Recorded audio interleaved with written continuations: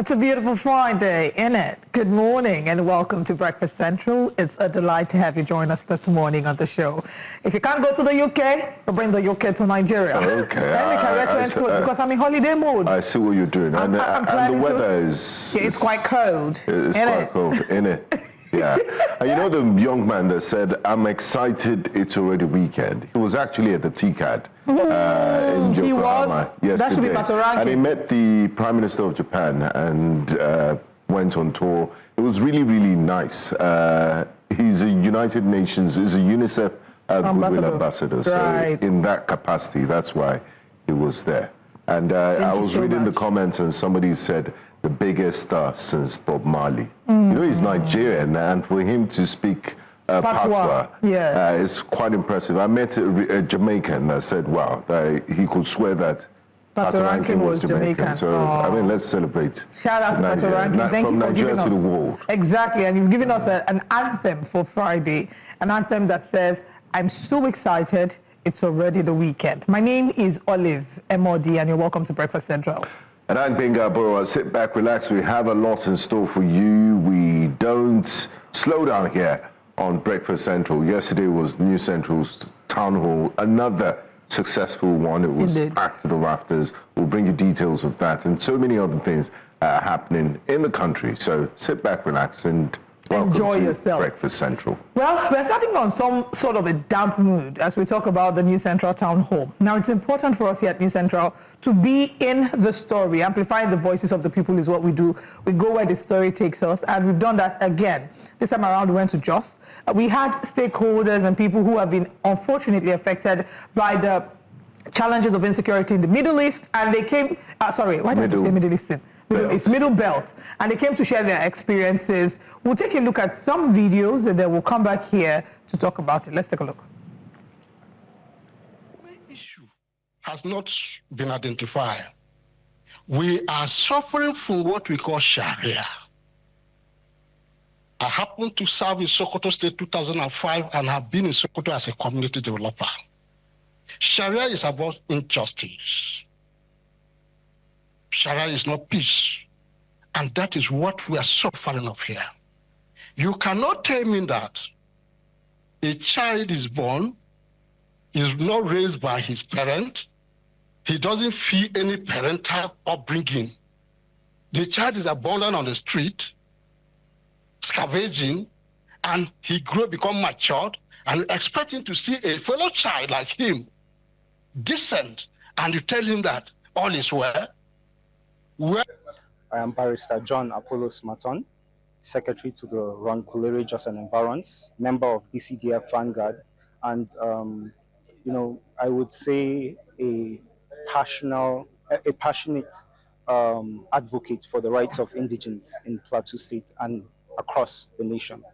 I would first want to say that the conception of the program was a nice one, but my first criticism is that if this really is a gathering for middle belt groups, right? Middle belt groups only should have been invited here, right? If you want a dialogue with the victims and their aggressors, then you have a type of setting that you have here. I would also want to say that I had hoped that I would hear the security agency start with an apology for the incompetence we've seen so far, right? Any adult would know that if his child brings a report card and it's below 50% performance, that person has failed. The security agencies have failed. And we were owed an apology here, which we did not get. As to solutions, I really have not heard a lot of solutions, you know, seated here. A few came close. But then first off, I would say we need to state the problem for what it is. Nigeria is currently being invaded by the Fulani. I mean, there's more where that came from. You can check our YouTube channel, New Central TV on YouTube, to hear the first-hand experiences of citizens in Jos, in Plateau State, as well as, I mean, it wasn't just limited to Plateau State. Yes, it happened in Plateau, in Jos, but it was the Middle Belt. So they were talking about insecurity in the Middle Belt and different stakeholders. I mean, I watched a clip of Prophet Issa, who's spiritual leader and came there, spoke so passionately about what needs to be done, talked about the herdsmen, talked about that label, the label of Fulani herdsmen, you know, talked about Fulani people holding their leaders to account so that this narrative, they don't have to keep reliving this narrative. Exactly. I mean, there were different people. There were also those who said they expected some form of apology from security operatives because they laid a huge chunk of the blame on the fact that they believe security operatives failed them. But it's good that the security operatives were there. All the stakeholders involved in this, in all of this, were present in the town hall meeting, and they all had their say. So kudos to the management of New Central for bringing this together. I mean, it's one, they say half a problem is solved when you talk about it, and these conversations are very hard to have sometimes. Hopefully, it would be the beginning of good tidings that will come to the Middle Belt. I mean, when you hear some of the stories from the Middle Belt, people who have had to lose their loved ones in this insecurity struggle, they are the most heartbreaking stories. But one thing that was very important as well was one of the speakers who's a news editor, and he talked about the role that the media has to play. And the role that the media has to play is in telling the story, but not just telling the story in a watered-down version, accurately telling the story. So you go there and you find out how many people have died. You need to report it as is. He talked about from his own personal experience how a certain time there was a report about the number of people that were killed, and that when he went there and did a personal verification that in fact in one person's grave, he saw about 20 bodies. So terrible. We don't hear about it as much typically, which is why what we're doing here at New Central is very important, to tell the story as is, because the only way to treat a problem is to actually expose the wound. You can't cover it, you can't sugarcoat it, you can't downplay it to make it look palatable to the audience. People need to know that we're sitting on the keg of, sitting on the ticking time bomb, but that if we do not do something about insecurity, insecurity will do something about us. And it's very important to have this sort of conversations, because it's not, oftentimes people think the solution to insecurity is just, it's a military solution. You deploy soldiers, police, the armed forces, and they kill these bandits or the people that are causing trouble. But it's beyond that. You also need to look at the bigger picture, and that's what the gentleman was saying about recruitment, about people growing up without parental care. Society needs to do better for those in the lower rung of society, those orphan children, those adults that have nothing to do, no hope, no job prospects whatsoever. And like they say, the idle mind is the devil's playground. So let's take a holistic look at it. Great thing we're already talking about it. And from here, we can build up and hopefully see solutions.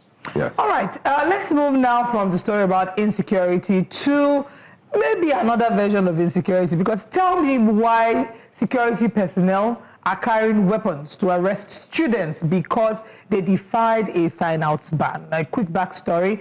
Students in Unizik have been banned from the typical sign-out ceremony that simplifies the graduation of students. You can see the internal memo there. It says, ban on final year students' involvement in final examinations orchestration, e.g., aka signing off. The university management wishes to inform you that effective immediately, all forms of orchestration, that is signing off, related to final examinations by final year students are completely and indefinitely banned from the university premises. This decision is in response to recurring incidents of chaos, violence, and disruption of normal university activities associated with these events. Furthermore, the university has been concerned about the presence of unauthorized individuals on campus, posing a threat to the safety and security of students, staff, and the broader university community. In fulfillment of its obligation to maintain order, protect life, and safeguard property within the university, management has taken this decision, a decisive step to ban all such activities, deeming them unacceptable.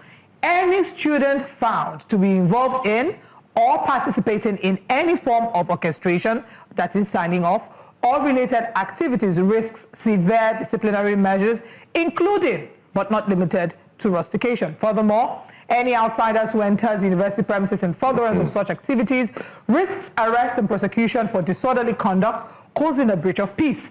The university management is committed to providing a safe and secure environment. Can we please scroll up a little to the date? Today is the 22nd of August. Scroll up on this article. Let's see the date. 19th. It's on the 19th of August. I'm checking off the article. Yes, great. You can see there on the right, internal memorandum from registrar, date 19th August 2025. So, the university put out this memo on the 19th of August 2025, and in under 24 to 40, let me put it at 48 hours because we saw the video yesterday, arrests had been made in the most, again, undignifiable manner. Let's take a look at this video.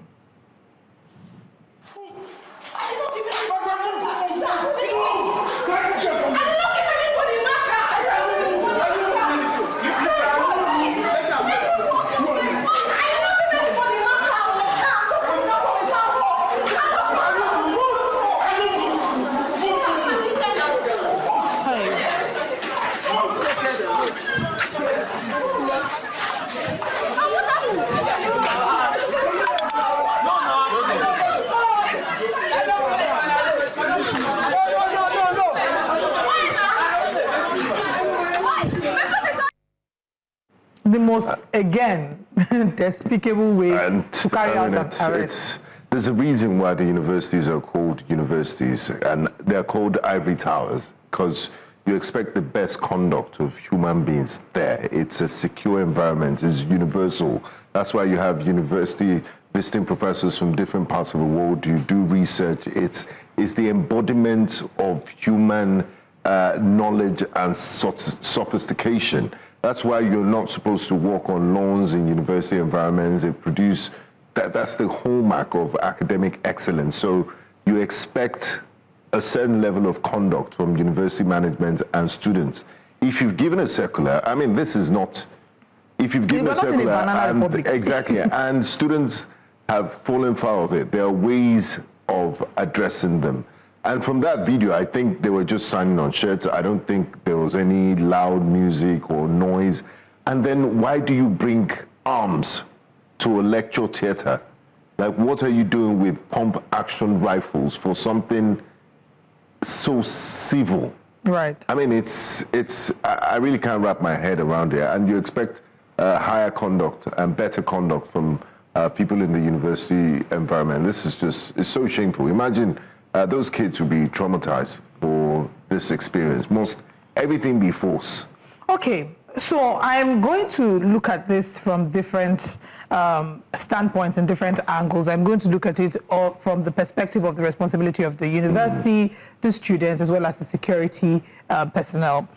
For decades, the signing out ceremony in universities have been a rite of passage for Nigerian students. It almost symbolizes the end of an era, ushering you into another era, having gone through Nigeria's university system 5 years. Some courses that are typically 4 or 5 years, some people end up staying 6 years in university, not because they failed, but because of the incessant strikes and the difficulties, that plague going through the Nigerian university system. So that definitely deserves some sort of celebration. For a number of them, it's not just an activity, it's an emotional rite of passage. Finally. It just reminds me of, for example, the day when I was with my colleagues and we were getting called to bar. The moment when they said, you may now wear your wig, there were a number of us that burst into tears because it just sort of takes you back to the journey, how long it took you to get nights there. Of burning, the nights of burning the midnight oil, the struggles and difficulties you had to go through to get in there. So I say this to say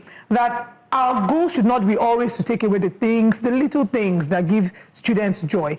Going through Nigerian educational system does not have to be chaotic. It doesn't have to be one that is so filled with wickedness. The other day we saw a video of students whose slippers were cut because they said they did not dress appropriately. There are more civil ways. We're not in a banana republic. There are more civil ways to handle situations or infractions, as you may refer to them. That being said, there could have been alternatives. I understand the university's position of saying that they're doing this for the best of reasons. They want to protect lives and celebrations could be modest and measured. It can be measured. There are several ways that they could have gone about it. One, to prevent external people from coming into the school, the university security officials should have ensured, show your ID card for the whole of the week. Show your ID card before you get into school. There's security at the university for a reason. Two, this could have been done in collaboration with the university. Have designated areas, have car parks, have halls. Signing out ceremony is not unique to UNIZIC. It happens all around the world. We had signing out universities. It's one of the most exciting parts, looking to that final day. So this could have been done in line with the university. That being said, when the university put out the circular, did it give them enough time to be able to adapt to this? You can't be putting out a circular on the 19th of August, and by 21st of August, we're seeing social media full of videos of arrest. They could have been given enough time, to allow that sink in, because for a number of them, that is the one thing they've been looking forward to, and you've taken it away from them. So did you give them enough time to take in this instruction? Okay, now they flouted this rule. What better ways could we have ensured that they were punished? That was the least desirable way. And it's unfortunate that Anambra is trending again for the wrong reason. A few days ago, we saw the video that went viral from what happened on the 23rd of July with the NYC corps member who was abused, physically assaulted in the way that she was handled by Agune Chamber. And yes, they've been fired. Yes, that has garnered the attention of the world, and the governor has spoken about it. This, again, is another repeat incident. Maybe this highlights a broader issue that we need to look into, the abuse of power that abounds there. The fact that it is the most vulnerable. Shame on the security agencies. Shame on the men. Shame on the leadership of the university community. Shame on them for thinking, those people who carry guns, to arrest 2 unarmed women. Shame on you for not fighting insecurity in Anambra State. Shame on you for not going into the forest, into the the streets, and looking for those people who have perpetrated insecurity in the form of kidnapping and the likes. But this is now here your power reach. Shame. That's all I have to say. And the university needs to take responsibility for how they have handled this. They are better ways. Look at that. On their premises, under their watch. Imagine that firearm was mistakenly fired. They will say it's accidental. The university management can't claim ignorance with this, and we'll continue to follow up with the story. Anyway, Nigerians have, of course, been speaking about this. Let's go on X and see the tweets in this regard. Christ Reign says, very unreasonable practice among graduates who are not sure if getting a job years after graduation. Why we know they think in this country? I don't know. You don't mean it. Mike Onyekaba says, how can a tertiary institution threaten its students with guns in the name of enforcing a ban on signing out for final year students? The Vice Chancellor of Nnamdi Azikiwe University, Unizik, should be ashamed of himself. To be honest, it's not even about the Vice Chancellor. I mean, it's under his watch, everything that happens in the university. Well, sometimes it takes the buck. Sometimes a number of these people do these things without. Well, I get where you're coming from. I get where you're coming from. So Spike says they might have a valid reason. Do you see the chaos in schools when people sign out? People are even injured.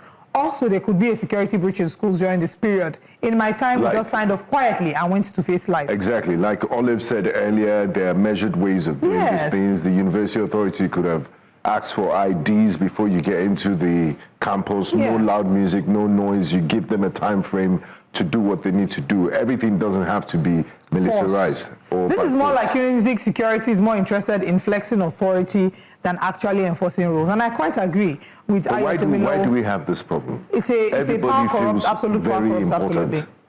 Unizik just they humiliate students anyhow. Even boy when we wear white and black, save them, carry them. Wow. Anyway, do we have more tweets? All right, that will be the last one. Right? So again, like we say, everyone has a responsibility. Also, not taking away the students. Students have a responsibility. If there's been a circular and a memo put out saying you should not do this, you cannot do this, a better way to have gone about it, you have representatives in the Students' Representative Council, the SUG president, you have people. You should have communicated with them to have meetings with the university so that they can lobby and find a way. Exactly, departmental heads, so you can have a meeting and figure out a way to go around it if it's that important. The Students' Union Government, the Students' Representative Council, they're there to represent the needs of the students. They're not just there to be because they get paid for it. They're not just there to be collecting allowance. And then we also need to know that these students are oftentimes, they treat them like kids. These are young adults. This is a university environment. So I don't understand why, okay, you said people shouldn't wear slippers. Then they wore slippers and then you cut all their slippers. In the university environment. Are we 2 years I've seen videos of university students kneeling down, serving punishment, and then this one, it's quite unfortunate. Or the videos of the ones that they'll tell you they want to cut your hair because you're not wearing the appropriate, the kind of things that we hear, we need to please leave that behind. It's a thing in Nigerian universities. Anyone who went to a Nigerian university knows that there's this flex, this power flex that we like to show off. the HODs, especially I forgot what they call them, those ones that have to do the admin work. The admin staff in university are the worst. When you go there and tell them, the non-academic staff, you now go there and tell them, please, they say, can't you see I'm busy? What are they busy doing? Breaking groundnuts and eating groundnuts. It's really unfair. Go and come back later. And it's not just Nigerian university community, civil service across the nation. And that's why Mr. Akatugba said, look, we need to reflect and do better as a people. There's a critical mass of Nigerians that are just, you need to change. You can't want good from bad. You need to change and reflect that change from the ground that you desire from within. Yes. Yeah. All right, let's move away from that story to our third and final story. Yesterday, we talked about TCAD 9 as our delegates were gathered from all around the world, and we had the Nigerian delegates as well in Tokyo, Japan. And the president had given a speech and made mention of a few things. But one thing that stood out that went viral was the booths. So if we have the picture of the unmanned booth from the day before, the one that sparked up the reaction, we can put that up. All right, so we had an empty booth, and this empty booth caused a bit of an issue because somebody who was there put out the tweet and he shared exactly what the situation was. He talked about, unfortunately, the booth being unstaffed and it was unmanned by the Nigerian public sector team. But he and Dr. Ola Brown were now the ones. His name is Idris Ayodeji Bello. Yeah. He and Dr. Ola Brown were the ones who then manned the booth and they put it out there. Patriotic Nigerians. Yeah. And then it caused a huge reaction. Part of the reaction would be the Ministry of Foreign Affairs. Exactly. They said, look, the TCAD 9 has not been officially opened. The booth has not been officially launched. Because every other person had their booth set up. Because we saw the brochure, the program. I did see a PDF of the program that said it launched on the day that booth was empty. So the statement by the Ministry of Foreign Affairs was wrong. Then from the presidency, they said we're not there for optics. It's not there for. And then when they decided to inaugurate the booth, look at what we got. A very lovely inauguration. So that picture that you've seen, this is the inauguration of the booth. We have people there. This is from yesterday. The booth has finally been manned, and you can see. Okay, so yeah, this is the initial one, exactly. Yeah. This is Bello, Mr. Bello, Idris Adeji Bello, who said he had to man the booth when the booth was empty. And he jokingly declared himself honorable consular. Yeah. Anyway, after this, we then have an update of the manned booth. So compare that to this. You can see now they have the flag.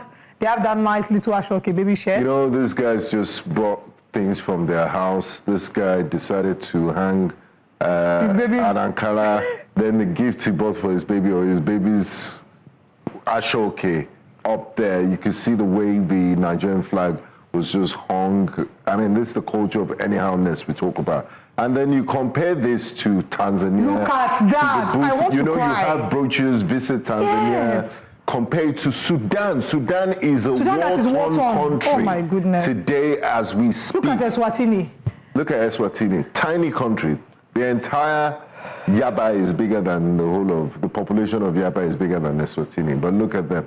I would call ourselves the so-called giants of Africa. Very well this organized. is war-torn Sudan. Sudan is currently facing famine. They have the highest number of displaced citizens in the world as we speak. But look at their booth. So now let's go back to Nigeria's booth again. Having seen all these other countries, let's now go back to Nigeria's booth. This is the best that we could achieve. But in fairness to Nigeria, the presidential handlers said, we're not here for optics. So it's not about flag and boots. We're here for strategic engagement. There's Benin bronze on the table. We can see there that they see. Let's be honest. Look at the heads there, the Benin bronze. I can't see what's behind there, but it could have been better done. And when we call out things like this, when Nigerians call out things like this, it's not because Nigerians want to be funny or be mischievous. It's because we need to hold our representatives to the highest possible standard. And we deserve better. You're not there on your own accord. You're not there to make money for yourself. You're there to represent Nigeria. Every single person who's there representing Nigeria needs to be of their best behavior. And our booth, just like our airport, is the first interaction that many people will have with the country. If you go to Nikkei Art Gallery, the way Nikkei Art Gallery, all they should have even done, if they're not ready to do it, just hire Mommy Nikkei to come there and help you set up. Because Nikkei Art Gallery does a better job of representing Nigeria than a number of, functions have done. There we should have seen, like, I went there last week and I bought a brooch that says, I love Lagos. I had never seen that before. So the same way we travel to other countries, and when you go to other countries, a number of us, you have fridges in your house, fridge magnets that you pick from other countries. We should be able to have, you know, situations where people can buy those things and take to their houses. We can buy our Ankara. Ashoke has become a trendy outfit. We should have had our fabrics displayed. You have marketing tools, or you have not tools is the wrong word. You have marketing materials that you use, pen, I love Nigeria, brochures, mugs and things like that. You have an embassy in Tokyo. I think we have a consulate in Yokohama too. These things should be present in embassies. The banners, the wallpapers. The president hasn't appointed ambassadors in 2 years, so maybe that's one of the reasons. But like, I can imagine the things, in addition to all that we suggested, even some of the key projects that the government is working on. For example, the coastal highway. Have pictures of that displayed.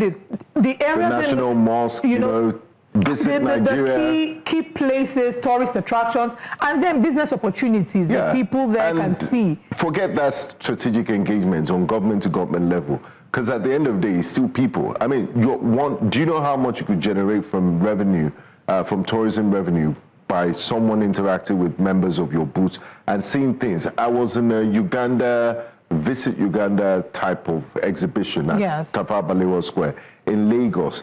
I saw made in Ugandan coffee, made in Uganda tea. You see? They had a TV that was playing videos of Ruwenzori mountain resorts, their safaris and things like that. You could see the Ugandan flag properly displayed and all of that. That's the standard. That's a fantastic suggestion. We have so many content creators that tell Nigeria's story in its most beautiful, authentic visual form. Get one of them that have documented Nigeria. They should put like a short 2-minute video on loop that keeps replaying so people can see the highlights. But when the government Warm Springs and all the key... The government is so defensive and flippant in dismissing criticism and saying, look, this is not our business. We came here for strategic engagement. I think it's very disrespectful. Let's see what the people on X think about this, if they have similar opinion or if they're very satisfied with the excellent booth that we've displayed. Nobuligwe says, the Nigerian booth says everything that is wrong with Nigeria, the loosely hanging flag, the loan tops and the makeshift setup. We demand respect from the world while showing none to ourselves. That line, that last line. Jola says, see the booth, my brothers and sisters. See the booth that we waited to launch or whatever. Nigerians are in a deep and abiding romance with mediocrity and absolute nonsense. In the words of my faves from the East, Tufiakwa. Now, real Tufiakwa. Saga says, stop demarketing Nigeria. Then they proceed to demarket the country themselves. Well, these are all very valid. Very ironic. Maybe it's time we swallow our pride and beg Ghana to...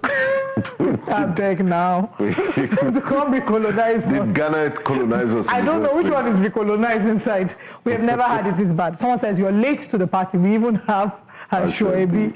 So imagine what they could have done with this fabric. I hope they return this top to the kid, the innocent kid that they borrowed it from. Imagine what we could have done with that fabric when we have like Adire, Ashoki. We could have actually been able to sell them.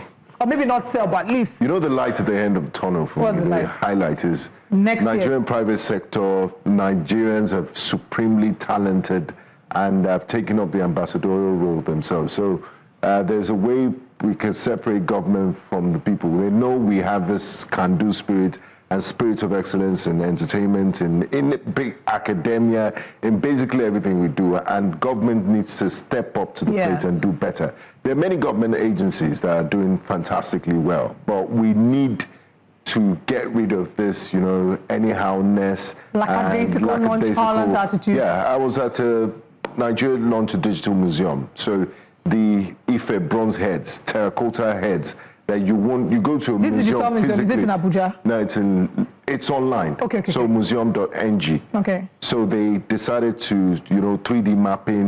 You have a closer interaction with these figures, and you can interact with it anywhere in the world. That's from the National Council of Museum and Monuments. So great things are happening in silos, but we need a holistic look. Government is not government as usual. We're forward thinking. We've left that culture in the past, and let it be the beginning of a renaissance. So we'll stop saying, the Nigerian factor. Nigerian factor shouldn't always be negative. Right. And just, feedback to the representatives, the government spokespersons. Nigerians are calling out what is seemingly referred to as bad behavior, nonchalance, and the lackadaisical attitude, not because we do not like the country. As a matter of fact, Nigerians love the country. We are passionate about the country. We want to be respected, not just at home, but abroad. We do not want to go to countries where they're telling us to stand aside because of the color of our passport and the color of our skin. We want to be able to command respect. But before we command respect, we must be able to give ourselves that respect. I really love the tweet by Noble Igwe. You cannot ask people to treat you in a different way from how you treat yourself. It is the standard and the measure of respect you give to yourself that others will give to you. And we need to do better. We could have made the best out of that both. So people calling it out, a better approach should not be always to be defensive. It's okay to say, oh, we didn't plan for this, we'll do better next but we promised to do better. The dragging would have not been this much if they had just admitted and said, we didn't plan for this as much as we should have, and we take responsibility for our inaction, and we promise to do better next time. We will rest. So it's okay to take feedback. Feedback is not always about criticizing and tearing the government apart. It's actually about demanding better for Nigerians, for all of us, so that we can be proud of this country that we call home. And it is on that note that we will, let's see, I was thinking of taking one or two reactions. Okay, no, we have to go now. Let's share with you what our top stories are this morning on Breakfast Central. This morning on Breakfast Central, ASUU threatens to strike over members' welfare, rejects federal government's loan scheme. Wike, Makinde feud allegedly threatens PDP convention. This was on the front pages of the paper yesterday. We look deeper into it today. Group of broadcasters speak against journalists' genocide in Gaza. And we'll be looking at the tool to measure lawmakers' performance being unveiled for legislative accountability. The newspaper front pages will be a part of the show. You also get to be a part of our independent analysts when we put the numbers on the screen. Please stay with us.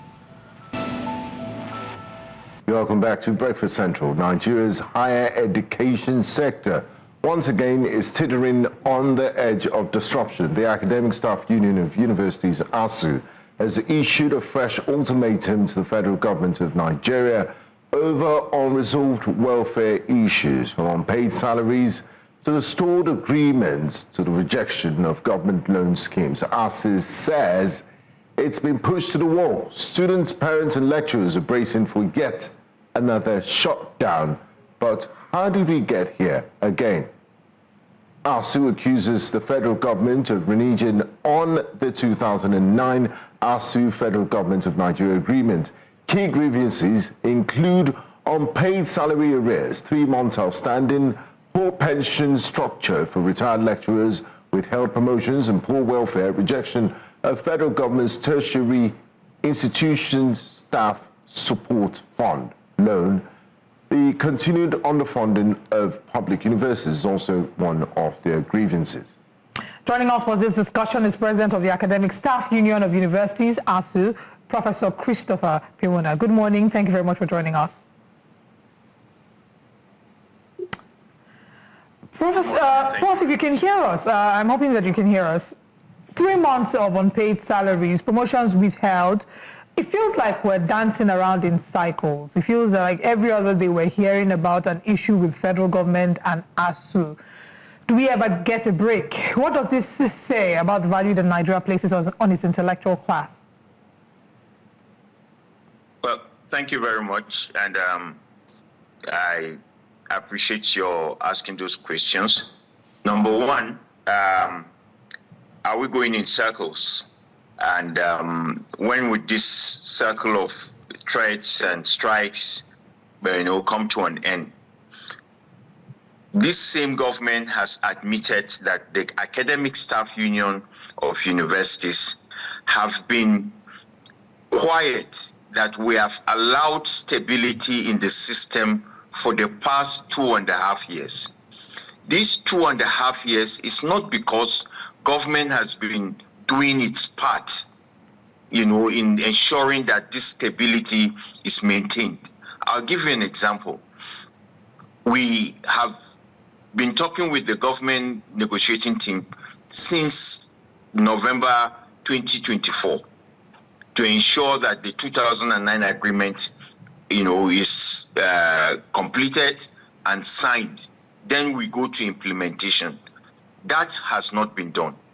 The government team had submitted that report to government since February this year, and as at last week, government had not acted on that agreement. That delay is what is causing agitation, restlessness amongst our members. We went on strike in 2022, and at the end of that strike, we were owed 8 months' salary. When we came back to the universities, we completed our lectures, we conducted exams, we marked the exams, we graded the students, we went to Senate. All members of Academic Staff Union, we went to Senate of our various universities, approved the results.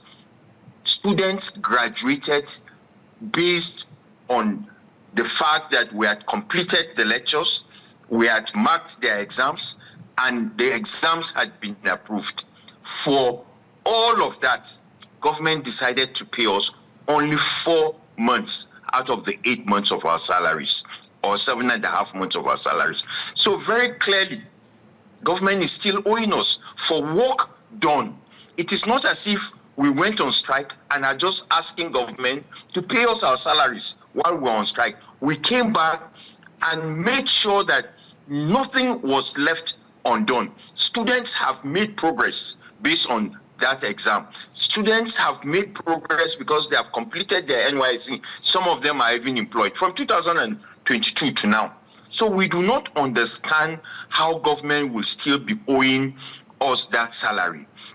And so we think that the stability in the system is one that we have facilitated.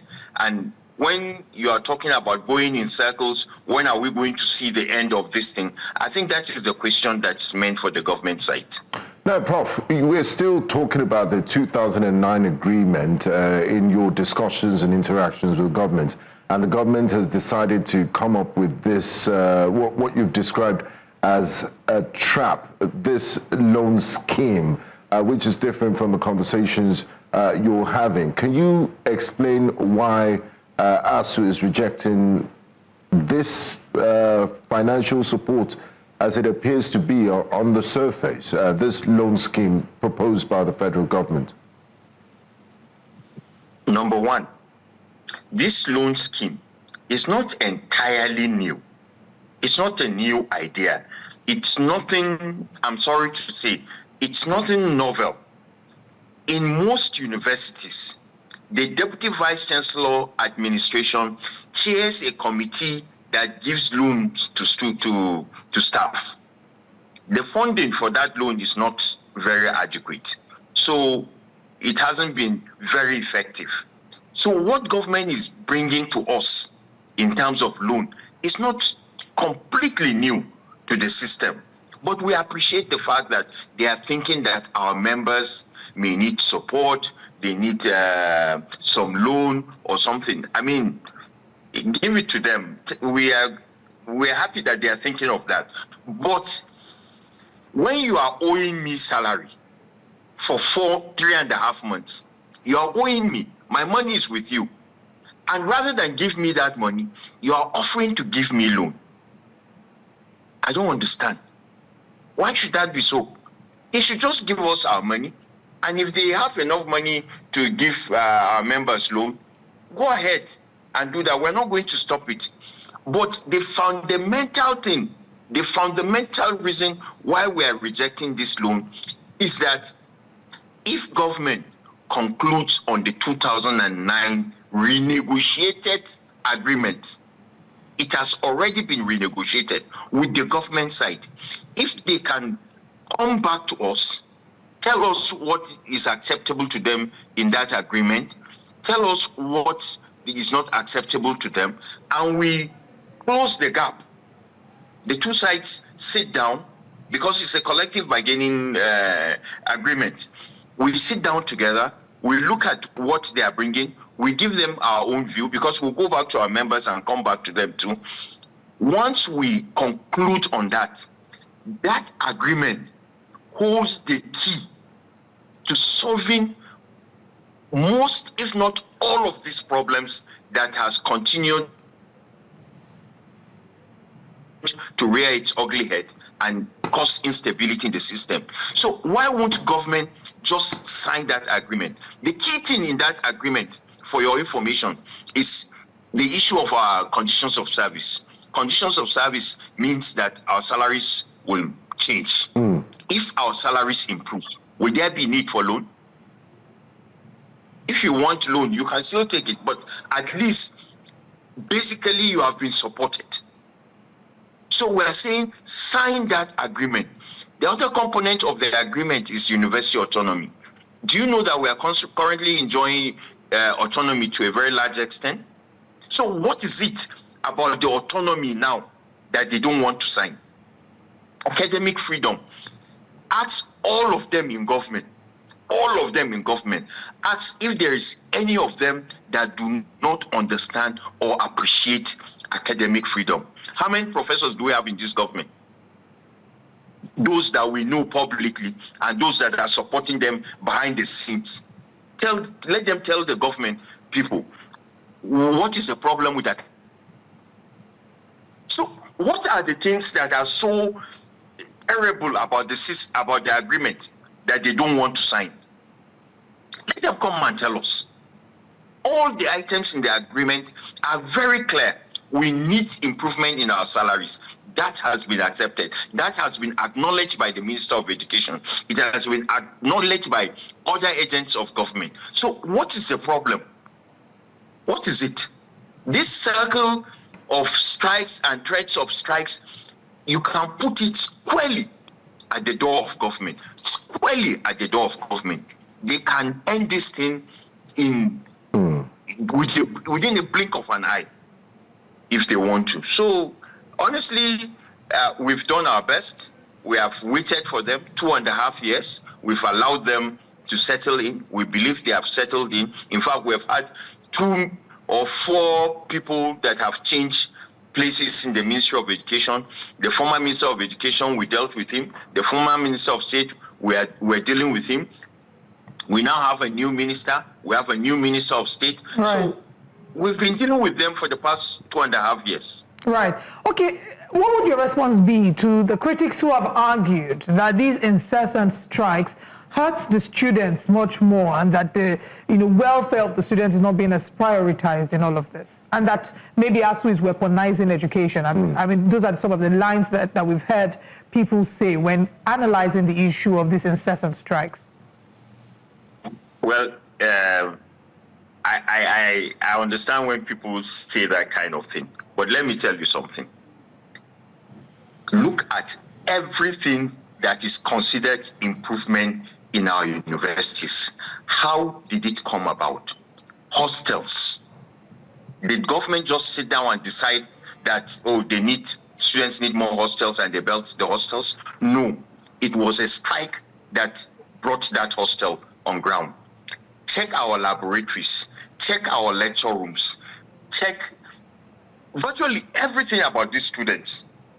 Let them tell us, let the public point at one thing that came about, when ASUU did not agitate. Unfortunately, we'll have to agitate before these things improve. The only thing that students could claim they are enjoying that we did not support is this students' loan scheme. Our argument was that if you have the money, and we believe that government has the money, why won't they make it grants? Give these students and the universities grants. Why are you making it a loan?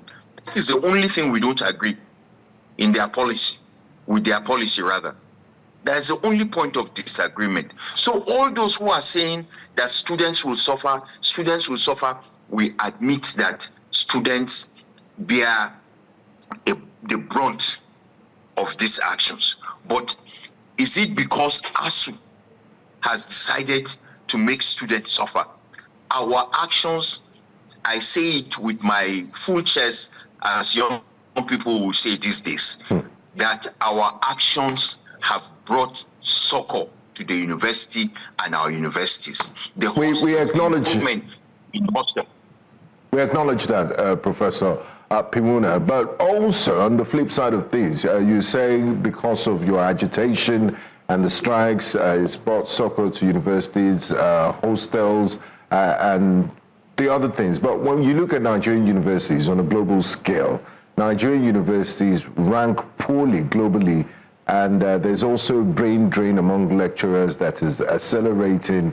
So beyond funding, what reforms could ASUU, would ASUU support to modernize curricula, research, and learning environments so our universities can compete internationally? Well, all these things that you've said, I think we've tried to cover them by our actions, whether it is the learning environment, we just talked about it, the classrooms, the laboratories, the quality of equipment in our laboratories and all of that. These are struggles that came about because of our agitations. They are benefits of our agitations. We are saying, why do we have to agitate before government will fund its own institutions? Why? If they do it without our agitations, won't that improve the quality and the ranking of our universities? Why should they wait until we agitate before they do it? There was no agitation in primary school. There were no agitations in secondary schools. Now, you know that we do not have functional primary schools. We do not have functional public secondary schools. All of them are private. And that is why today, as they are trying to kill the public universities, they are opening private universities, so that our universities will also go the way of public primary schools. Our secondary schools will also go the same way, and the universities will be the same. So I think it is clear to you who should be held responsible for these things. All our agitations is to bring improvement in the system. Just to mention, Prof, agitated. You sort of made reference to the moratorium on the public universities. Are you against that? No, we are not. Okay. In fact, in our press conference yesterday, we commended the federal government for finally taking that decision.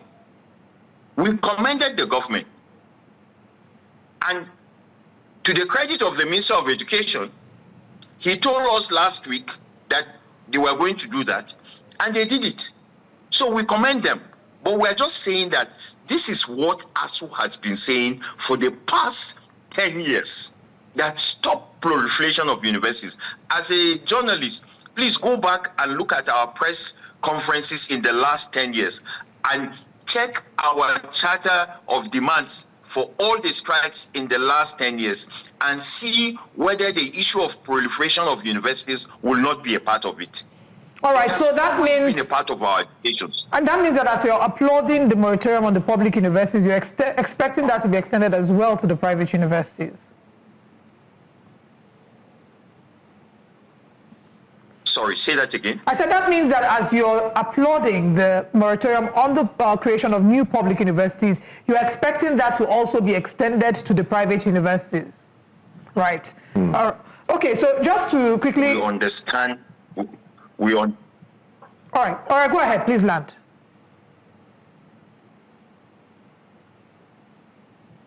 Sorry, I didn't get the last bit, but what I was trying to say is that we understand that private universities are privately owned. They are business, they are for profit to a large extent. People have invested their money. We cannot just come and say, look, don't do it. But government should have control. They should have some form of control, regulate the establishment of even the private universities, because the government has said that access to education, university education, is no longer a problem. So if you admit that private access to education is no longer a problem, why can't you just control both public and private universities in terms of creation, establishment?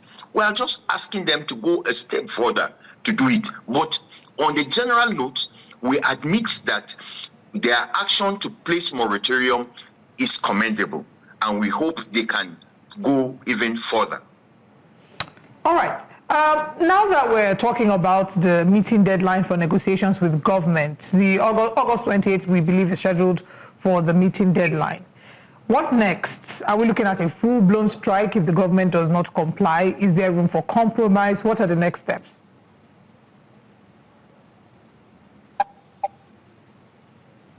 Well, I can confirm to you that strike is on the table, but whether we would embark on the strike or not will be decided by our members. ASUU operates from bottom up. So we've asked our branch chairpersons to go back to our local congresses and discuss this issue and come back with a position. And it is the position that our branches across the country that come with that we will implement at NEC after the August 28th meeting. All right. Thank you very much, Professor Christopher Piwona, for joining us this morning. We do hope that the federal government and ASUU can come together before this deadline so that at the end of the day, the students don't have to suffer for it and everybody can go home happy, students, lecturers, members of staff. But thank you very much for speaking with us. Thank you very much. All right. We now move to Delta State, where the government says kidnapping rates have declined in recent months. In this report, News Central's Austin Azu examines those claims and gauges residents' views on what more can be done to tackle insecurity in the state. Let's take a look. Despite assurances by the government, many residents of Delta State continue to express concern over insecurity in parts of the state. Further investigation led to the arrest of one of their accomplices, H.A. Andrew Mail of the same community, in whose possession another 2 pump-action guns and 2 live cartridges were recovered. They are suspected to be involved in the series of kidnappings in Ogwashuku, Iseluku, another part of Delta State. After a State Security Council meeting chaired by the governor, Sheriff Oberewori, the government announced that kidnapping cases have dropped substantially. Position is Delta has grown organically. Most people are relocating to Delta State. Security-wise, comparatively, we're better than our neighbors, Edo, Imo, Anambra. But how do residents react to these claims? And what solutions do they suggest for addressing the menace? If you look at the rate of kidnapping, criminality in Delta State and environ, most importantly in Okpanam and environ, it has drastically reduced. The issue of security actually has improved. The report we used to get every now and then for kidnapping and other things have drastically reduced. Without government support, these locals cannot operate fully, because if they see any civilian or any vigilante with a weapon without full identification, he will be arrested. So it's like now you are fighting for the government, and government will be from the back, and then they get into trouble. So for them to operate fully, for the locals to operate fully, they need a government backing and government support, and that's what we are advocating for the government to do more. In Enugu South, local government chairman Jude Chukwuwinkem has donated motorcycles to support local security outfits in their operations. We were almost overwhelmed, but we came together as a family and we confronted insecurity headlong. And today, an Enugu South that almost became deserted by people. Almost people were frightened, people were living with fear, people could not sleep with their 2 eyes closed. Today, we can sleep with our 2 eyes closed. And by the grace of God, we will continue to support you people, the vigilantes. Residents, however, insist more must be done.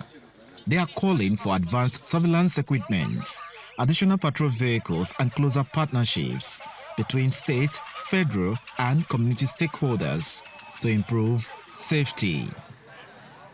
From Asaba, Austin Azu, News Central. Thank you very much.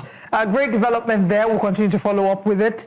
And it's good news for all of us in Delta State. I mean, those of us in Lagos that are from Delta, it's exciting news. Welcome back to Breakfast Central. Another political crisis appears to be brewing within Nigeria's main opposition party, the People's Democratic Party. The November National Convention scheduled for Ibadan is meant to be a turning point for the PDP, but instead of unity, we're seeing deepening cracks, especially between two heavyweights, Nyesom and Seyi Makinde. This follows a threat by the FCT Minister Nyesom to halt the event. Wike's opposition to the convention is believed to be the result of his rift with his erstwhile ally, Governor Seyi Makinde of Oyo State, and other unresolved issues in the party. Ahead of the elective convention slated for November 16th on Monday, the PDP has, however, no, not Monday, in a few months. He has, however, issued a stern warning to the minister over his moves against the party's plans.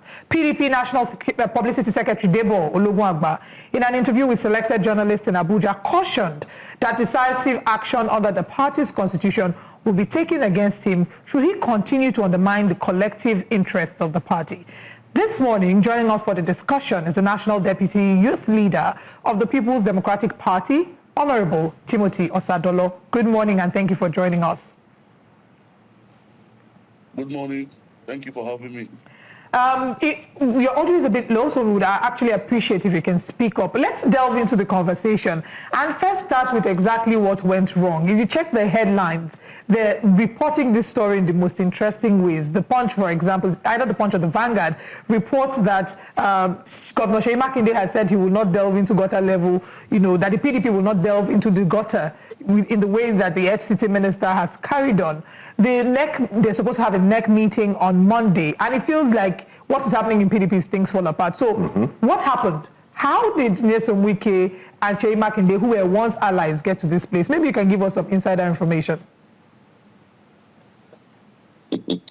Well, there's no insider information as to how two friends became estranged or how two friends seem to have issues. Two brothers can have issues. It doesn't mean they're necessarily fighting. It doesn't mean there may be issues of principles, maybe issues of ideas, maybe issues of whatsoever.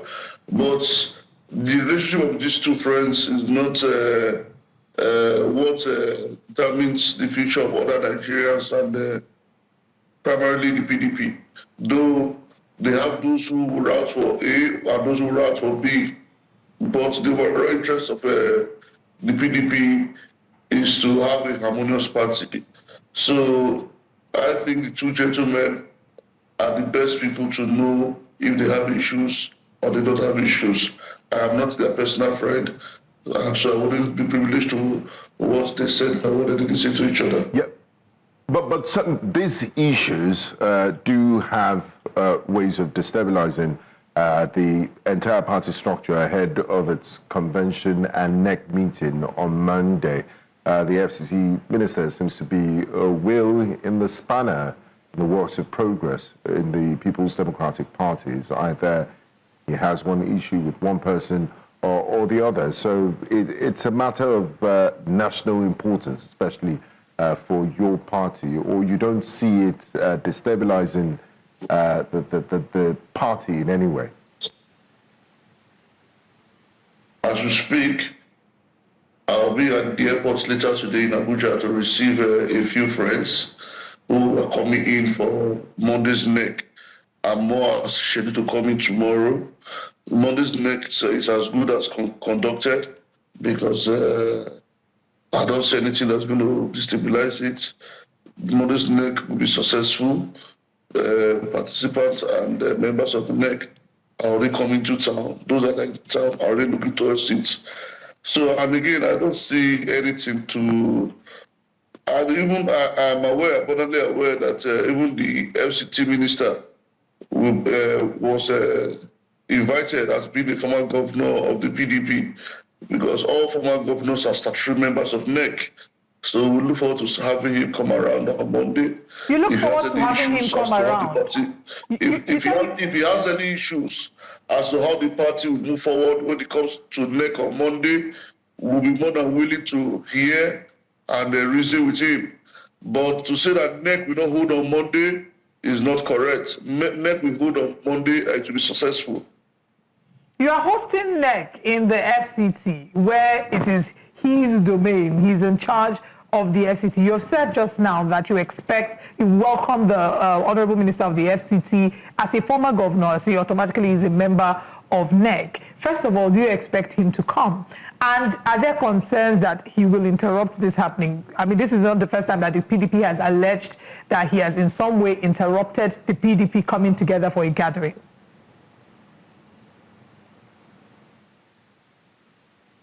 I expect him to come. He has always said he's a member of PDP. NEC is the highest organ of PDP, second only to the National Convention. So any well-meaning PDP member who has any issues whatsoever bothering him or her, you are expected to come to NEC, throw the matter up under AUB if it's not a member, if it's not an item for discussion on the official items, itemized for discussions. Again, that one man or a group of persons have the powers to run the FCT doesn't mean every other person in the FCT cannot breathe, live, or do their lawful businesses in peace. So the fear that Governor Wike is Minister of FCT, if he's angry, you can't gather. If he's not angry, you gather. Is very much unfounded.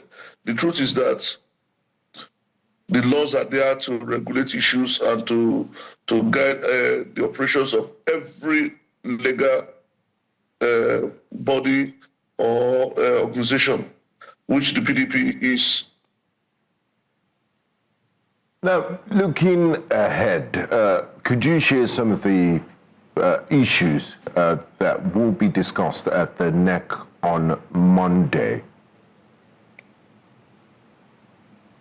Come again, please. What are the top priorities and some of the issues that will be discussed at the PDP's National Executive Council meeting in Abuja this coming Monday? Well, you're all aware, this particular NWC got elected sometime between November 2021. Therefore, it means that by December 10 this year, the lifespan of this NWC would end.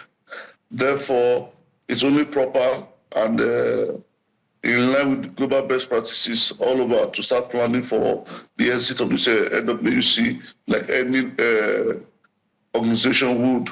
Now, this NEC is to look at the reports of the zone committees, to look at the zones to which the various offices in the NWCs and the party will be zoned so that we will go towards, as we progress towards the next national convention, which has been tentatively fixed for November in Ibadan.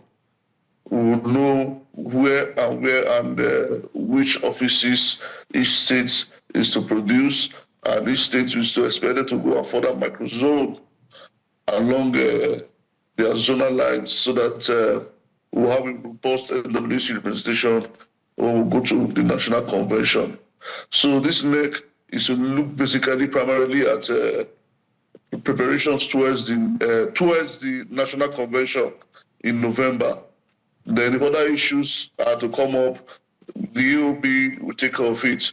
But the front burning issue will be constitutional amendments to address some perceived constitutional lacunas that we have seen, and to agree on the zoning of the positions in the NWC. Then how to regroup and prepare for the next presidential elections.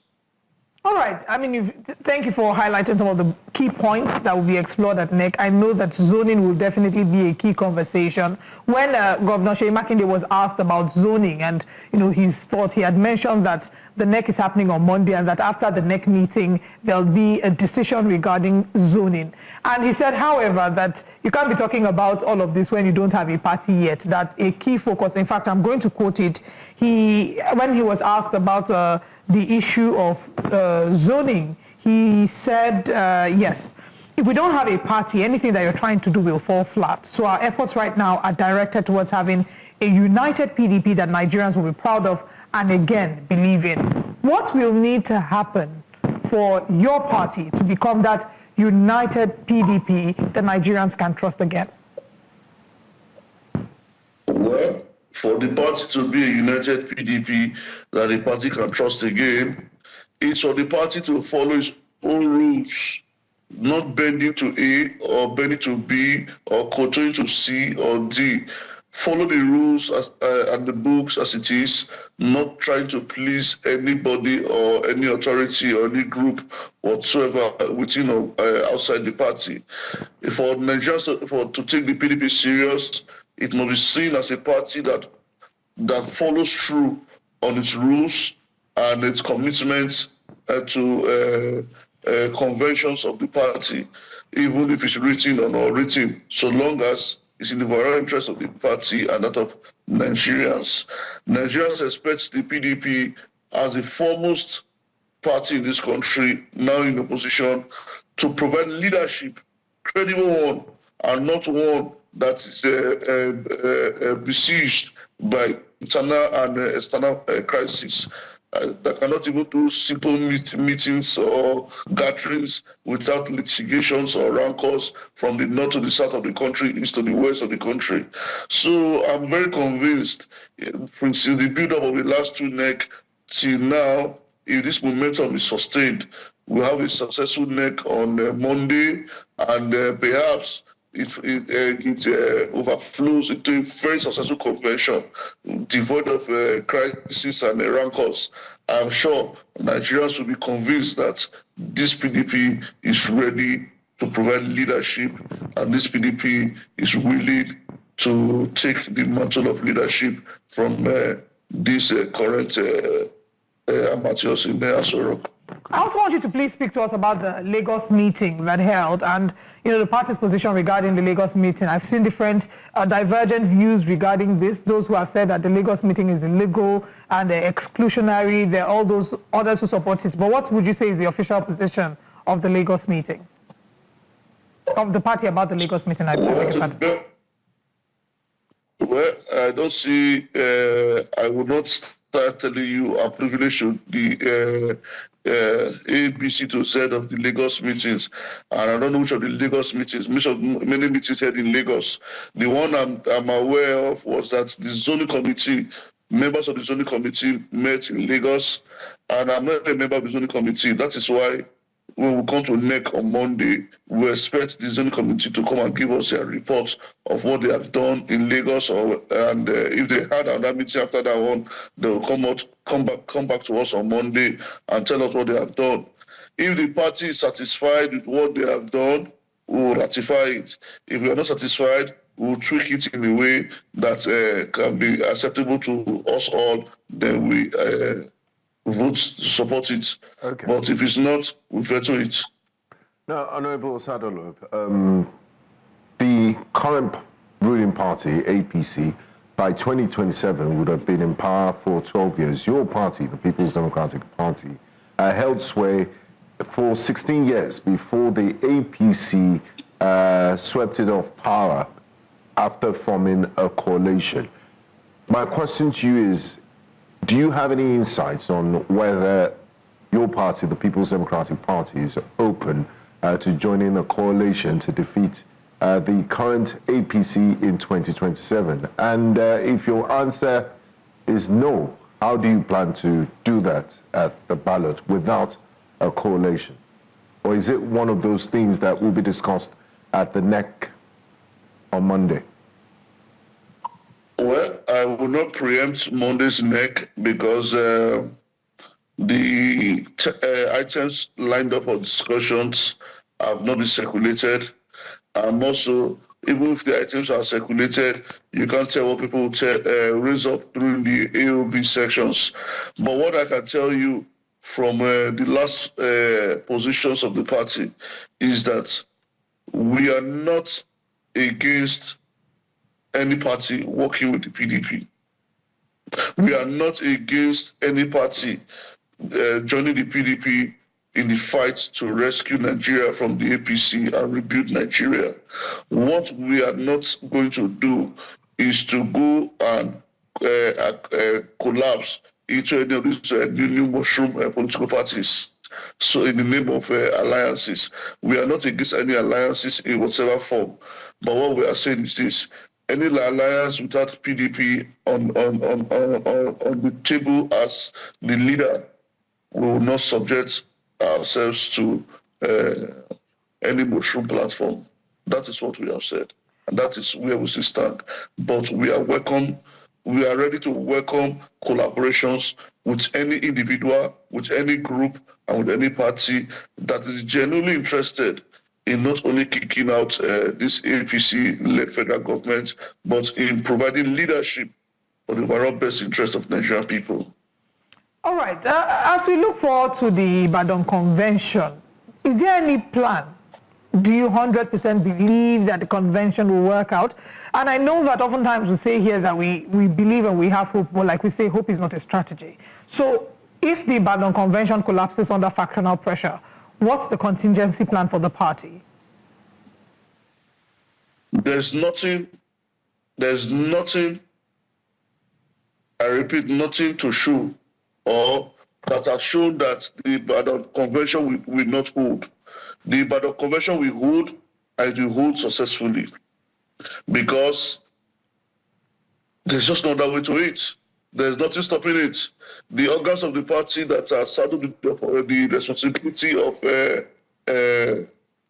marshalling out the timetable for this transition of this NWC have met and have agreed. And again, the alternative would have been someone going to court to do litigations and all of that. But we saw the Supreme Court pronouncement in the Abure case and that of the National Secretary of the PDP, where the Supreme Court earlier this year again re-emphasized that internal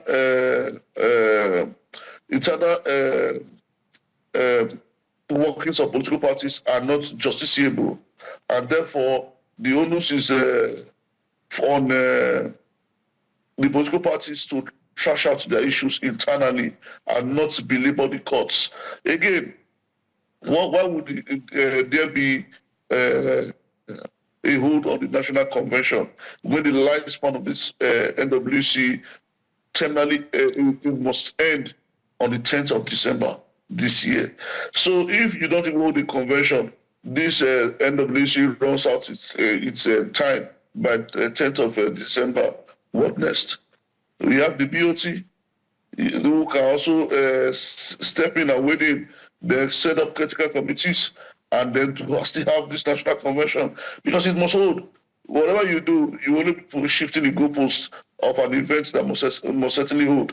So therefore, in the overall best interest of the party, Nigerians, and everybody that is committed to democracy, there's no reason why this convention must not hold. Okay, just before we let you go, I mean, there are those that say there are different rules for different people in the PDP, and the party lacks internal discipline, and they say this because members of your party that are current, some are political office holders, others are government appointees, and case in point is the governor of Osun State, Governor Demola Jackson Adeleke, and also the Minister of the FCT, who have come out in the open and said they will be supporting the current president, Bola Ahmed Tinubu, who is a member of the ruling All Progressive Congress in the 2027 presidential elections. And these are currently card-carrying members of the People's Democratic Party. What's the party's hierarchy doing about this blatant anti-party activity, or they're just going to look the other way?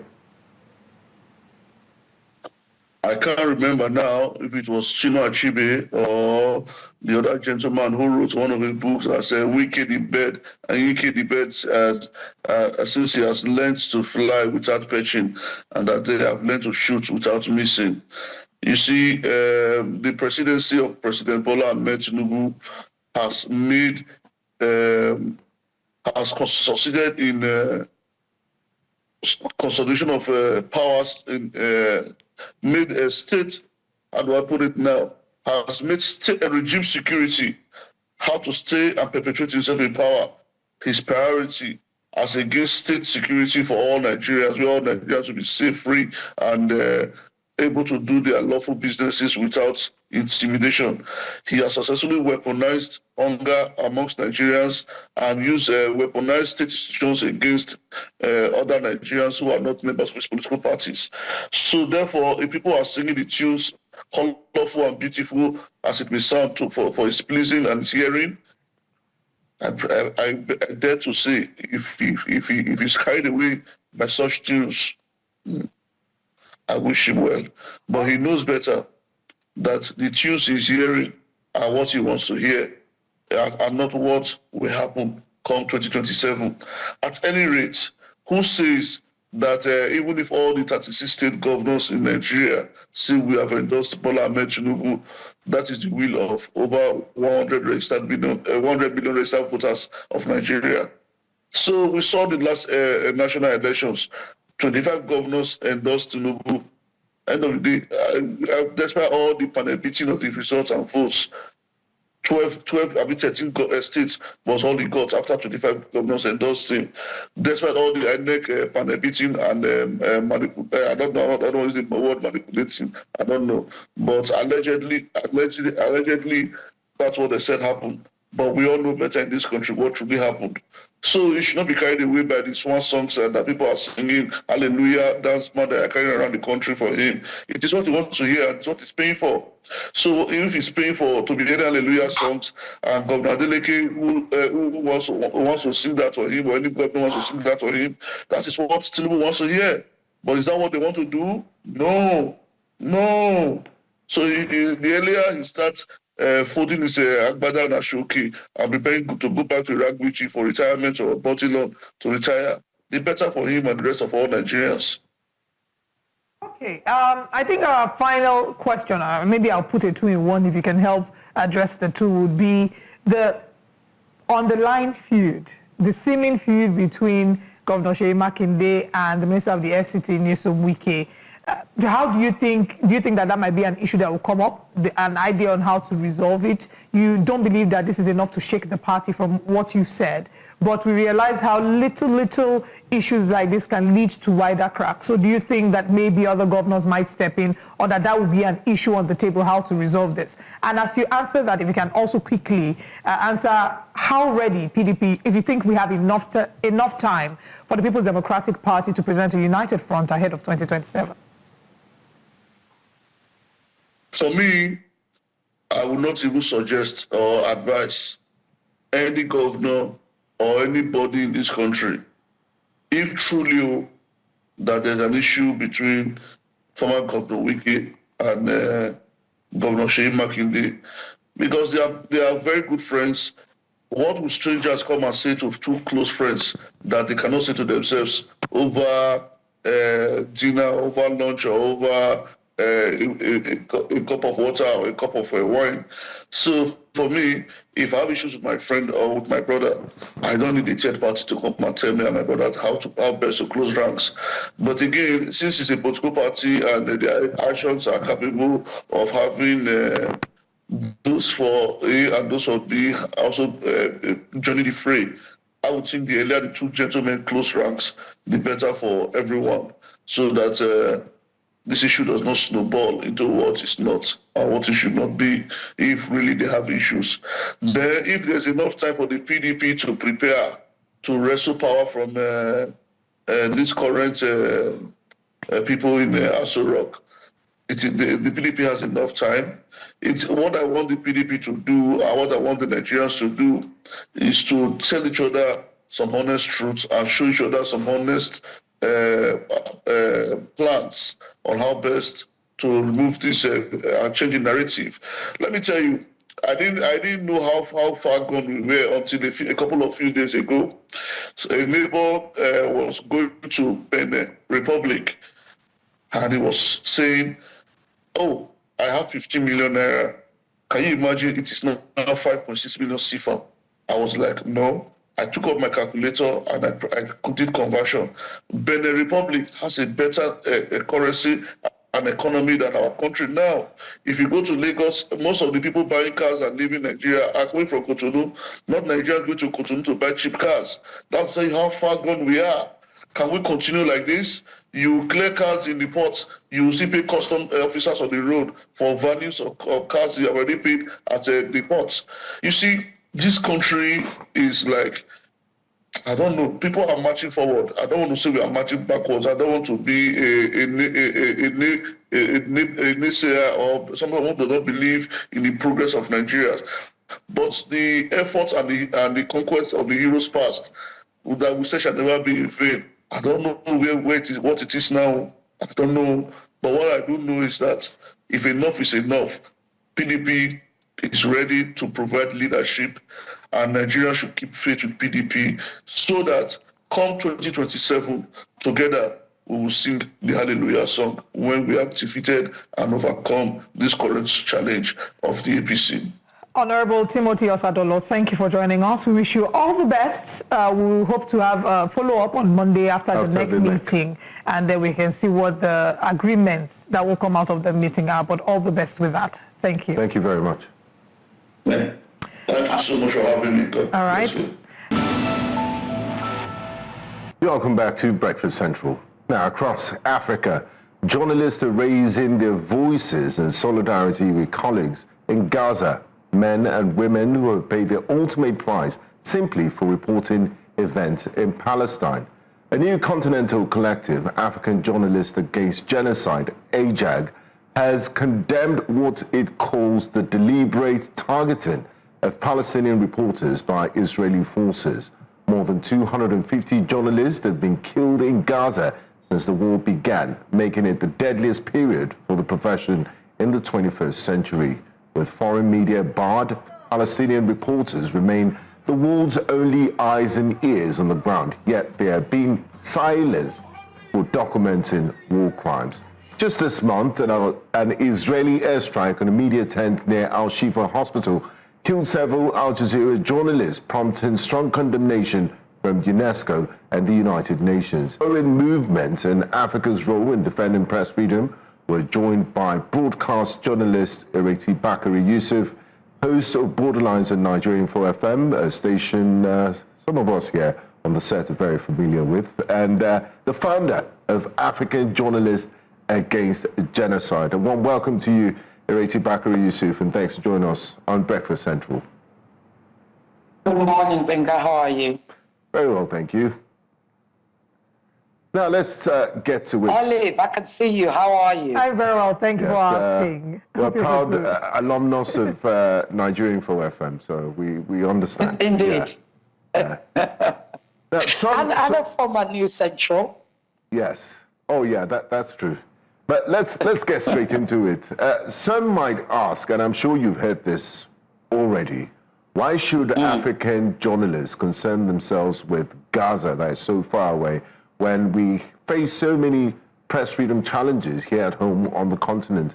How do you see Africa's role in shaping the global conversation on impunity against journalists? It's a good question to start with. We do get that a lot. I mean, you get that a lot anyway when you're talking about Gaza, Palestine, Iran, any country, any conflict going on beyond even Somalia, wherever, going on beyond Nigeria's borders. Number one, we've got to understand, and this is, I have to acknowledge, and we must acknowledge the fact that indeed we have a lot of problems, domestic problems in Nigeria. So that keeps a lot of people, it occupies the mind, it's top of mind for everybody, their survival, etc. However, what is sad and what we mustn't allow to happen is to think that our problems is unique to us and is not connected to what's happening on the other side or on the other borders. It actually is. They're all very much connected. So very quickly, what is going on in Palestine, indeed Gaza, is about colonization. It's a violent colonization and it's a violent occupation. It's an occupation that subjugates the people, the indigenous people of the land, right? That subjugation and that colonization continues with impunity and has continued with impunity for over 77 years, near 8 decades. And why is that? Because that the country, Israel, who is the perpetrator of that violence, has immunity from the Western countries, UK, US, France, Germany. Indeed, we all know why. Germany feels, and they will forever carry that guilt, but interestingly, the rest of Europe also carried the guilt, the guilt rather, because the rest of Europe colonized Nigeria. They were in Nigeria. Well, they call it colonization in Nigeria, but it was actually an occupation too. That's number one. So it's part of our history. Number two is the fact that these same culprits who physically left Nigeria, physically said they've left Africa, actually only left physically. They did not leave any other way. They didn't live economically. Indeed, not regards to our security, socializing, nothing. They still impact everything that goes on in Nigeria and by extension, Africa. So we mustn't forget that what they are doing in Gaza, indeed Palestine, it is a test bed. It is a test bed for everything they will do to us. And in fact, it becomes permission for any other African leader who wants to be a dictator. What international law are you going to hold them to? You can't hold them to account anymore because they will simply say, well, Israel did it, so we can. Just like Benjamin Netanyahu said to Joe Biden, right? Right. You can't tell me not to carpet bomb Gaza. You did it in Vietnam. So do you understand? So it is important. And what happened when America did it? America never faced any recriminations.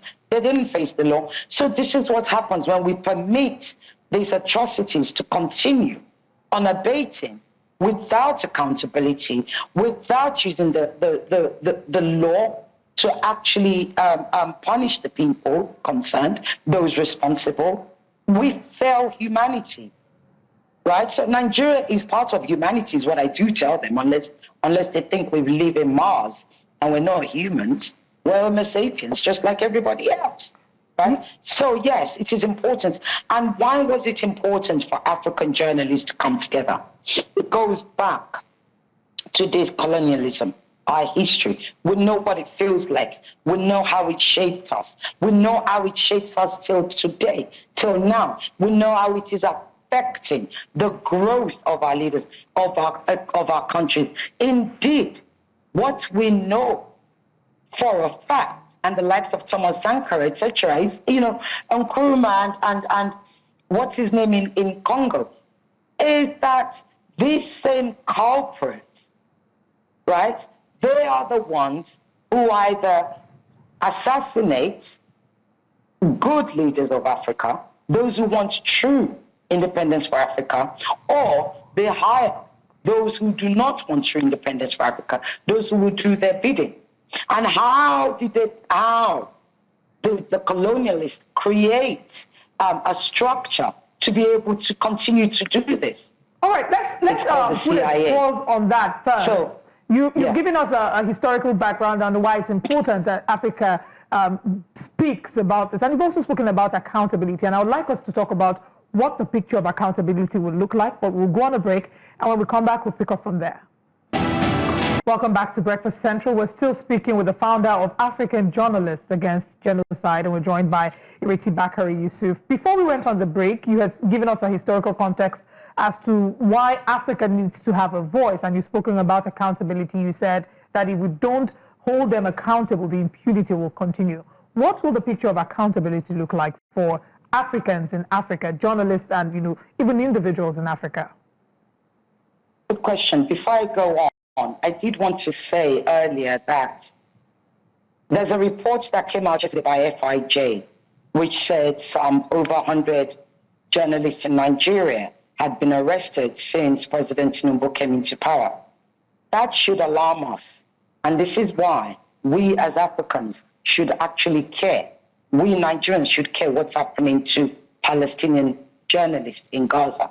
Because just imagine if the president or if our government decided to need another warrant to be issued for the IOF, that's the Israeli occupied forces in Gaza, right? Every member of the IOF who has taken part, and because there are rules of war, there are ways that wars are supposed to be executed. That is not what we're seeing in Gaza. What we're seeing in Gaza is targeted killings. But primarily, what we, pertinently to this conversation, what we are seeing is targeted killings of journalists. And we must ask ourselves, why is that? Why is Israel targeting journalists? Simply because journalists are eyewitnesses. They are record keepers. They are the extensive voice of a society. And Israel does not want record keeping. It does not want eyewitnesses. So if not for those journalists in Gaza, 100%, none of us would know what's going on. We wouldn't have a clue. The same Israel invited me, the only Nigerian journalist that went to Israel, that was invited to Israel after October 7th, will not let any international journalist into Gaza. Why is that? Because they don't want us to see what's going on ourselves. So that accountability has to come by way of ensuring warrants are issued and those warrants are executed as they would to any world leader, any leader in the world of any country, right? Those warrants are important, and those people must face the full wrath of the international law. And talking about facing accountability and facing the wrath of international law, as you rightly said, the former defense minister of Israel, Yoav Gallant, and the prime minister of Israel, Benjamin Netanyahu, currently have ICC warrants on them. But UNESCO and the United Nations have also called for independent investigations. But history shows us such inquiries rarely lead to justice. Just yesterday, the United Nations, the United States of America, imposed sanctions on ICC judges. I mean, you just have to take a second to think about that, to think about the implications of that. What would real accountability look like for the killings of journalists in Gaza? And also, you've answered that question. Also, we've seen over 250 journalists killed in Gaza, many leaving behind families, some continuing to report, even after losing loved ones. These are real heroes, because Israel would not allow journalists into Gaza. How do you, as a journalist yourself, hold that grief and turn it into action rather than despair? And what's your message to all the journalists around the world? So, first and foremost, let's talk about this thing about investigation. Every time Israel does something, there will be an investigation. Israel says they will investigate themselves. Sometimes they let the UN in to do the investigation as well. Most of the time they don't, because Israel doesn't like the UN. Now, I don't expect anything, because Israel has broken UN resolution after resolution after resolution without anything happening to them. So if the UN has any teeth, Israel should be expelled from the UN with immediate effect. That's the first thing. Secondly, when we talk about accountability, you know, Israel is known for not telling the truth. But there's one time, that I will always remind the world that Israel told us the truth. And the world refused to listen. The world refused to accept. The world, especially the Western world, continued to live in denial. That was on October 8th, when Israel told us very clearly what their genocidal intentions were. Israel told us they called Palestinians human animals. Yoav Gallant said no food, no water, no electricity. Just think of that, no food, no water, no electricity. Benjamin Netanyahu called on Amalek. Amalek literally means destruction of a people, like delete them, annihilate. So Israel told us the truth of what it intended on the 8th of October. The world just chose not to listen. It was at that point when Israel made those declarations that the world, the UN, everybody, all the international bodies should have stood up and said, no, you cannot do this. But instead, what they said was, Israel has a right to defend itself. Why did they say Israel has a right to defend itself? Because of the Hamas incursion into Israel on the 7th of October. Over 200 were kidnapped. Some 1,200 were said to have been killed. The vast majority were killed by Israeli helicopters or, Israeli drones, because it's now since come out, right, that the vast majority of the civilians that were killed on October 7th were killed by Israel themselves. Now, on October 8th, what did Hamas say? Hamas said, you want the hostages back? You can have all the hostages back. People forget that. People forget that Hamas said, we will give all the hostages back if you get in exchange for you getting out of Gaza. Israel said no.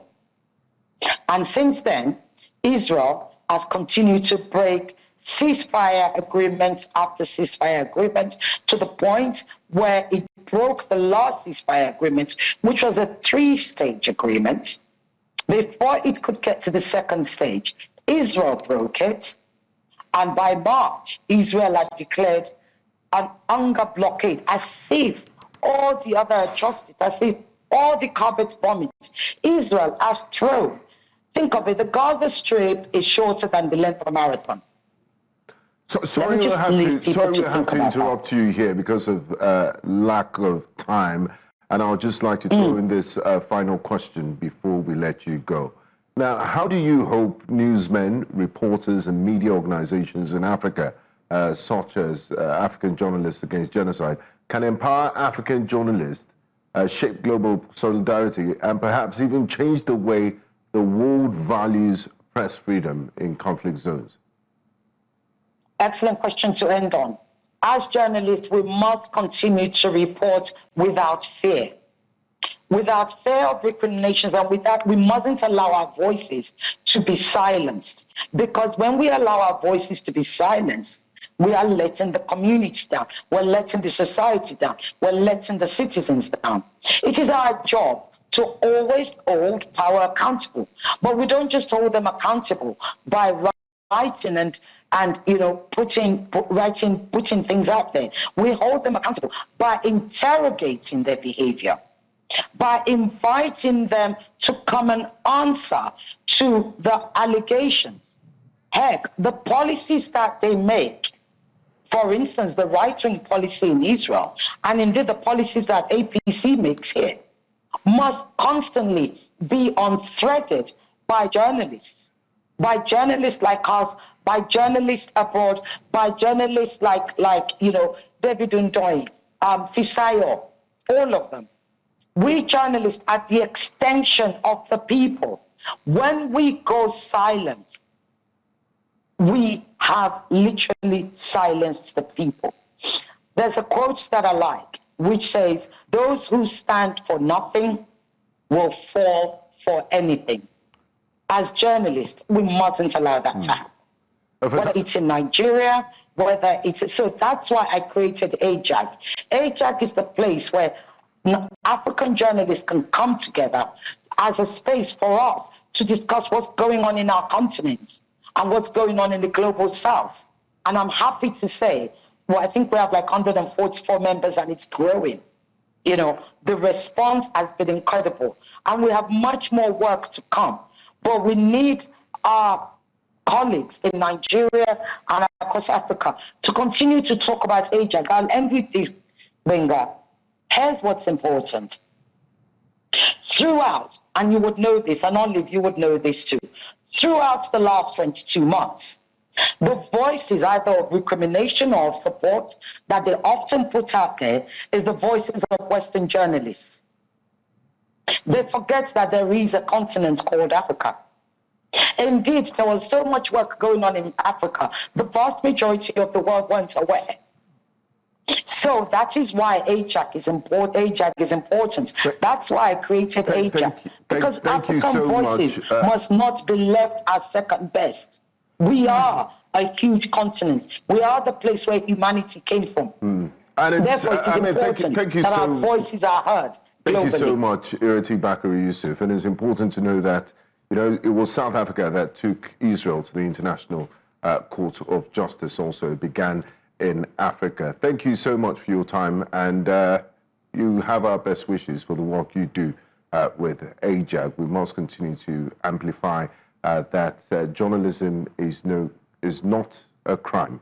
Thank you very much for joining us. Thank you. And that's it. We'll go on a quick break. When we return, we will be bringing you breakfast headlines. Do stay with us.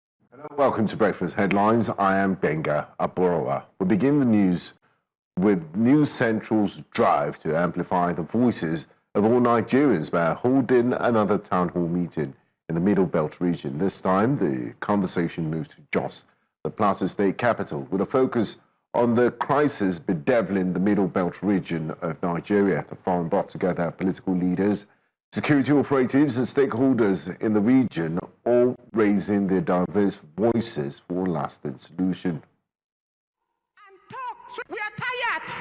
This thing has pained me. That day that we stood and talk so that we arrange the peace with them is that very day they will all again to go and attack another village. This issue keep on repeating, killing and discrimination of Fulanis, animal poisoning, roastling of animal, butchering of animal, and then the media is taking sides.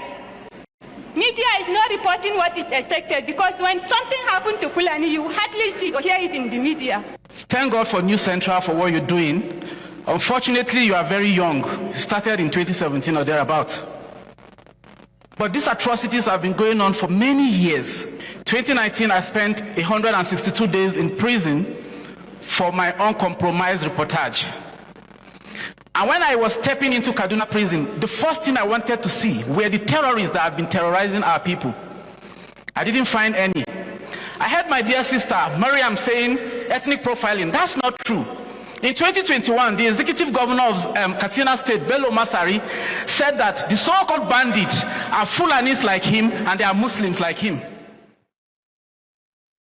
Moving on to the growing unrest amongst Nigerian lecturers, where their umbrella body, the Academic Staff Union of Universities, ASUU, is threatening a nationwide strike, accusing the federal government of reneging on long-standing agreements to revitalize and properly fund public universities. ASUU President Christopher Piwona on Thursday expressed frustration over more than 2 years of unfulfilled promises and delayed tactics by the government. They outlined unresolved issues, including the renegotiation of the 2009 ASUU Federal Government of Nigeria Agreement, outstanding salary arrears, withheld promotions, and the welfare of retired lecturers. Piuna also rejected the government's proposed tertiary institution staff support fund loan scheme, calling it a trap designed to further impoverish workers. And still on education, the Nigerian Education Loan Fund, NELFund, has announced its upkeep loans will now apply strictly to active academic sessions across institutions. In a statement signed by the Director of Corporate Communications, Oseyemi Oluwatuyi, the fund explained that students will only be entitled to upkeep loans within their current academic session. Once an institution's academic calendar ends, upkeep payments for that session will automatically stop. NELFund also advised that prospective beneficiaries must reapply at the beginning of each academic session to remain eligible. President Bola Ahmed Tinubu has lauded the nation's armed forces for their success in the war against insurgency and criminality, emphasizing the commitment of the current administration in addressing the root causes of insecurity in the country. This was during the plenary session on peace and stability at the ongoing 9th Tokyo International Conference for African Development, also known as TICAD 9. President Tinubu assured that Nigeria will strengthen government security agencies and continue to push for economic reforms in a bid to position Nigeria.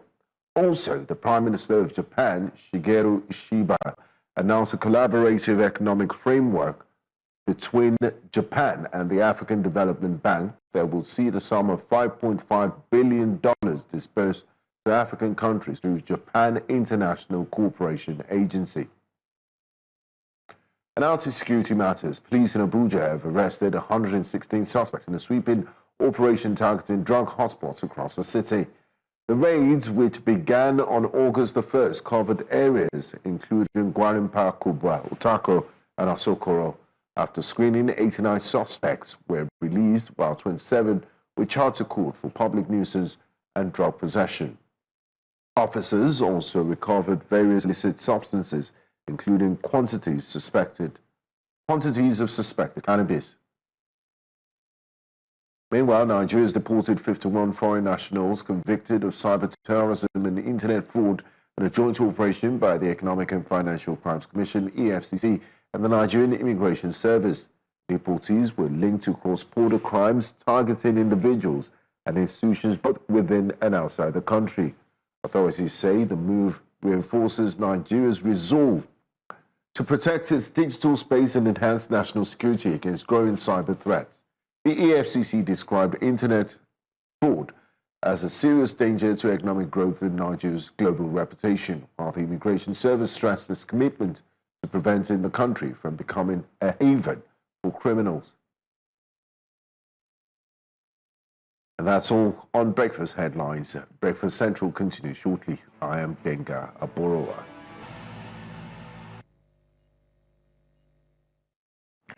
It was on the 19th of August 2025 that armed bandits attacked the Unguwan Dan Mantal community, killing 13 innocent people while observing the morning prayers. According to a press release by the state government, immediate security reinforcements and support measures were taken. Our correspondent Rukaya Jibia traveled to this community to talk to the residents. And in a turn of events, the residents disclosed that at least not less than 45 people were killed and more than 60 kidnapped, including women and children. The attack was a reprisal attack by the bandits, as 5 days prior to the attack, the community lay an ambush on the bandits and rescued at least 9 kidnapped victims, recovering 3 motorcycles and 2 AK-47 weapons. We have our correspondent who's live with us there in Katsina. Good morning, Rukaya. It's really unfortunate news to be discussing this morning, but talk to us about what you found out so far. Yeah. The community of Namantau, as you know, has been attacked on 19th of August. So according to the press release, 13 people were killed, according to the press release by the government. But when I went to Namantau community, they told me that at least not less than 45 people, and among that 45, they are not even sure if that is the actual number of people killed, because some were burnt, like beyond recognition. So they don't even know the number of people killed, but they said at least 45. And at least 60-something people were kidnapped. You know, the community was, some of the houses were burnt. These people are, they are broken. They are angry. Because according to the press release, the Kaduna State government said they have deployed security, they have taken security measures. They have deployed security agencies to the village. But to our own surprise, I'm telling you, Olive, there is no single security operatives when we went to Mantawi yesterday. Not single security operatives, except the police that escorted us here. 14 of them. And they went there because of us. Now, thank you so much for the update, Rukaya. Very, very sad situation. And that's why we do our jobs as journalists, is to go to where, to the source of the news. And you've seen that what the government is saying and what they're publishing is different from the reality. Now, from your interactions with the victims, how are they faring? What are they saying?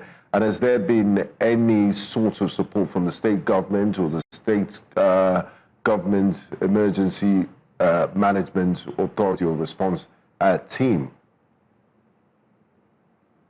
According to these people, they said nobody came.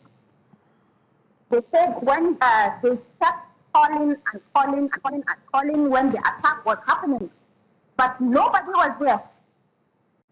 Nobody went to them. They said they called the chairman, they called the DPO, they called people, the commissioner for internal security. But there was no response. It was after the attack. Then they now sent, I think, it wasn't the soldiers, I think it was the Air Force. And that is it. So these people are broken. I can say they are angry. You know, looking at the videos I sent, you can see them crying. They are so bitter. They are angry. They are angry at the government. They are so angry that they are just calling on the government to just kill them so that they should just do away with them. Let us just die. Because this is not going anywhere. They said they killed us in some houses. I think the entire house was wiped out. You will find out that maybe they killed somebody's parents, his siblings, his wife, his kids. Everybody except him. Okay, it's really, really sad to hear that for hours. And this is not the first time we're hearing of this kind of situation where they're waiting on security operatives to show up and nothing is being done. What kind of help would you say they're asking for at this time? What, in terms of support, the victims, are they asking for? I know that there is no form of compensation that will make up for the loss of lives. But are there any immediate supports that they're asking for from the government, from concerned citizens, Nigerians, and maybe civil society organizations? How can people help? They said the only thing they need is peace. They said they want to be able to farm. They said in all their lives they don't even know that there is a democracy because they don't have access to good food, clean water, and what have you. They said the only thing they know is to farm and to wear their livestock, which they are not able to do now. They said the only thing they want is peace. They said, but unfortunately, we can't even get the peace, so we are calling on people. They said we can't call on the government because the government always, they are doing nothing. So we want the people to help us and bring peace to our community. That is what they are calling on. Thank you very much for joining us this morning and bringing us that update. And please extend our condolences to the people in the community. We'll continue to follow up with the developments there. Thank you for your time. Thank you very much. Thank you, Oli.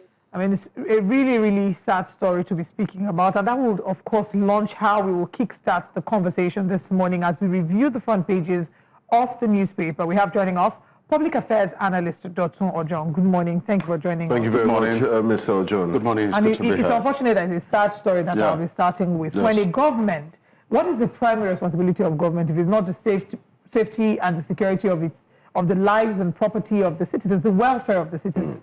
The people in Katsina, I mean, you hear our correspondents saying they're not even calling on the government anymore because they've called on the government and they feel like the government has failed them. So right now, they're calling on people to help them to maybe mount pressure on the government or whatever it is. And the government releases statements that are blatantly false on death toll and also its deployment of security operatives to that area.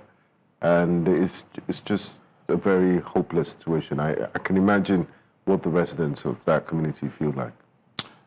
Let me start with the story of how my father will always stop us from hearing the 1 o'clock news while I was growing up. Why? Because in our place then, the local radio, 1 o'clock news is the world news. And they always tell of one bomb blast in Iraq, one bomb blast in Iran.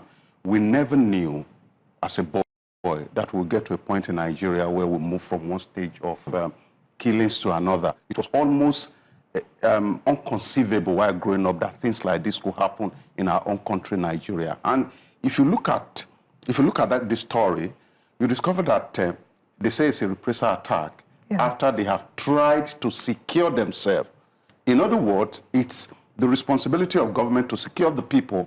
But at this point, because they do not know, because your correspondent actually talked about not even knowing of democracy, because they just thought that, okay, we have to get to a point where we have to do this. And these people came back to wreak havoc. It's quite unfortunate. And I think if you link this to the story on one of the papers, I think the Punch newspaper, where the CDS actually talked about politics and 2027 election as being part of the things that are responsible for what we're having at the level of insecurity now, it takes you back to the same story. In 2014, there was this security challenge, and a lot of people said, oh, it's because of the 2015 election. In 2018, we had a similar experience. Now, my thought is that we will have planned for the 2027 election so that we will not have a situation where these elements take over our system in the name of election and they continue to cause havoc in our communities. Honestly, I don't even know how to feel about this or how to react to this. But then again, like we've been doing here, we'll continue to hold the government and security agencies to account. We were in Benue yesterday for the New Central Town Hall in Plateau, for the New Central Town Hall. Again, using that as an opportunity to give the citizens a voice to air their complaints. I will continue to do that. Our correspondent will follow up with that story in Katsina, but our hearts really go out to the citizens there. There are too many stories on the front page. We'll see how many we can run through as quickly as possible. The New Telegraph says 2009 pact, ASUU threatens fresh strike, says federal government destroyed trust. We talked about it earlier, but I want us to look at the bottom of the paper. 2027, Southern PDP has taken stand on zoning. Makinde says consultation with aggrieved members ongoing, won't go to gutter with Wike. PDP says stakeholders zoning meeting valid, authentic. And if you look right beside that story, you would see another interesting one there. RMAFC ignores criticism, begins pay rise process for Tinubu, governors, and others. Let's pitch our tent there for now. So let's start with Southern PDP and the issue. We hear that they're having their next meeting on Monday. How do you expect? I mean, it feels like it's now Wike versus Makinde. How should maybe you have? I mean, it was Wike versus Atiku before Atiku left. It's now Wike versus Makinde. And Wike and Makinde were part of the G5. Yeah. They were friends or allies. They even wore Ashwebi. What happened? Okay, so I'll start with the way former Governor Wike actually put it. He said, "This Seyi you are looking at is a dangerous man." because of course you know that two positive lines never get to power the bulb. So you need the negative and the positive. Wike is like the talking one, Seyi is like the quiet one. So their combination actually made a way for them in 2023. They were able to go to the negotiating table and they were able to bring something out. But at this point in time, I think it's the fight for the soul of PDP.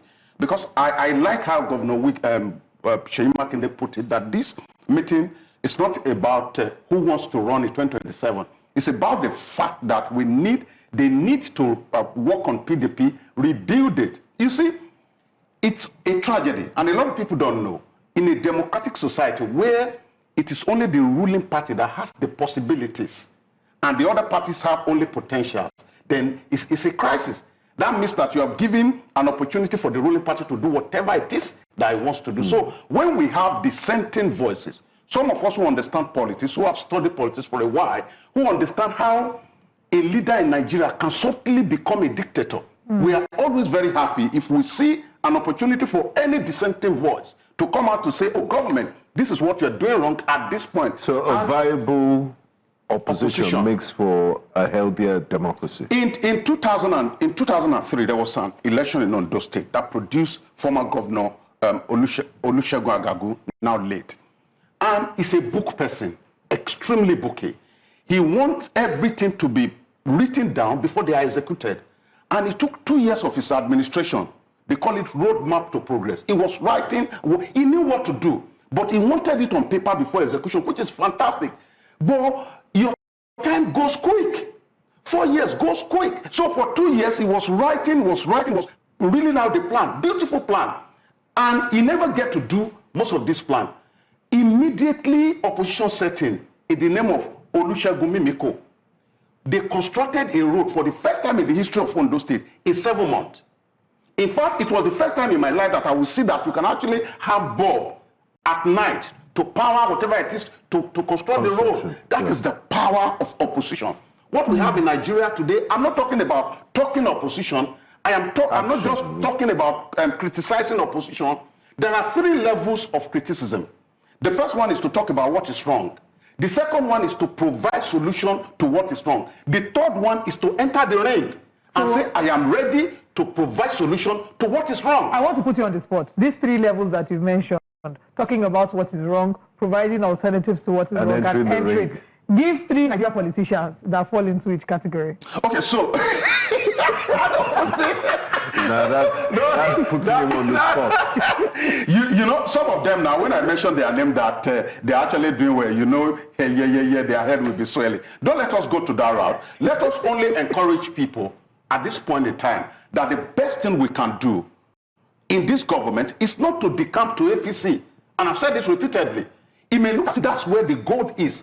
But the reality, if you want to work for the generations to come, if you want to provide something for your children to come, is for you to show the president what he has done wrong and how he can right what he has done wrong. And if you have the opportunity to enter the ring to challenge him so that... but sometimes you could be such a fantastic critic and the reality of governance is different. It's easier to speak from the outside, and when you get in, you realize you have to work with civil servants and there might be conflicting interests against what you're doing. So criticism doesn't always make you, or the fact that you're a good critic and activist doesn't mean you will turn out to be a good leader. And in addition to that, if there's a level of criticism that you will criticize, they will say you are demarketing Nigeria. So how do we find that? Okay, let me start from throw in some leadership this thing here this morning.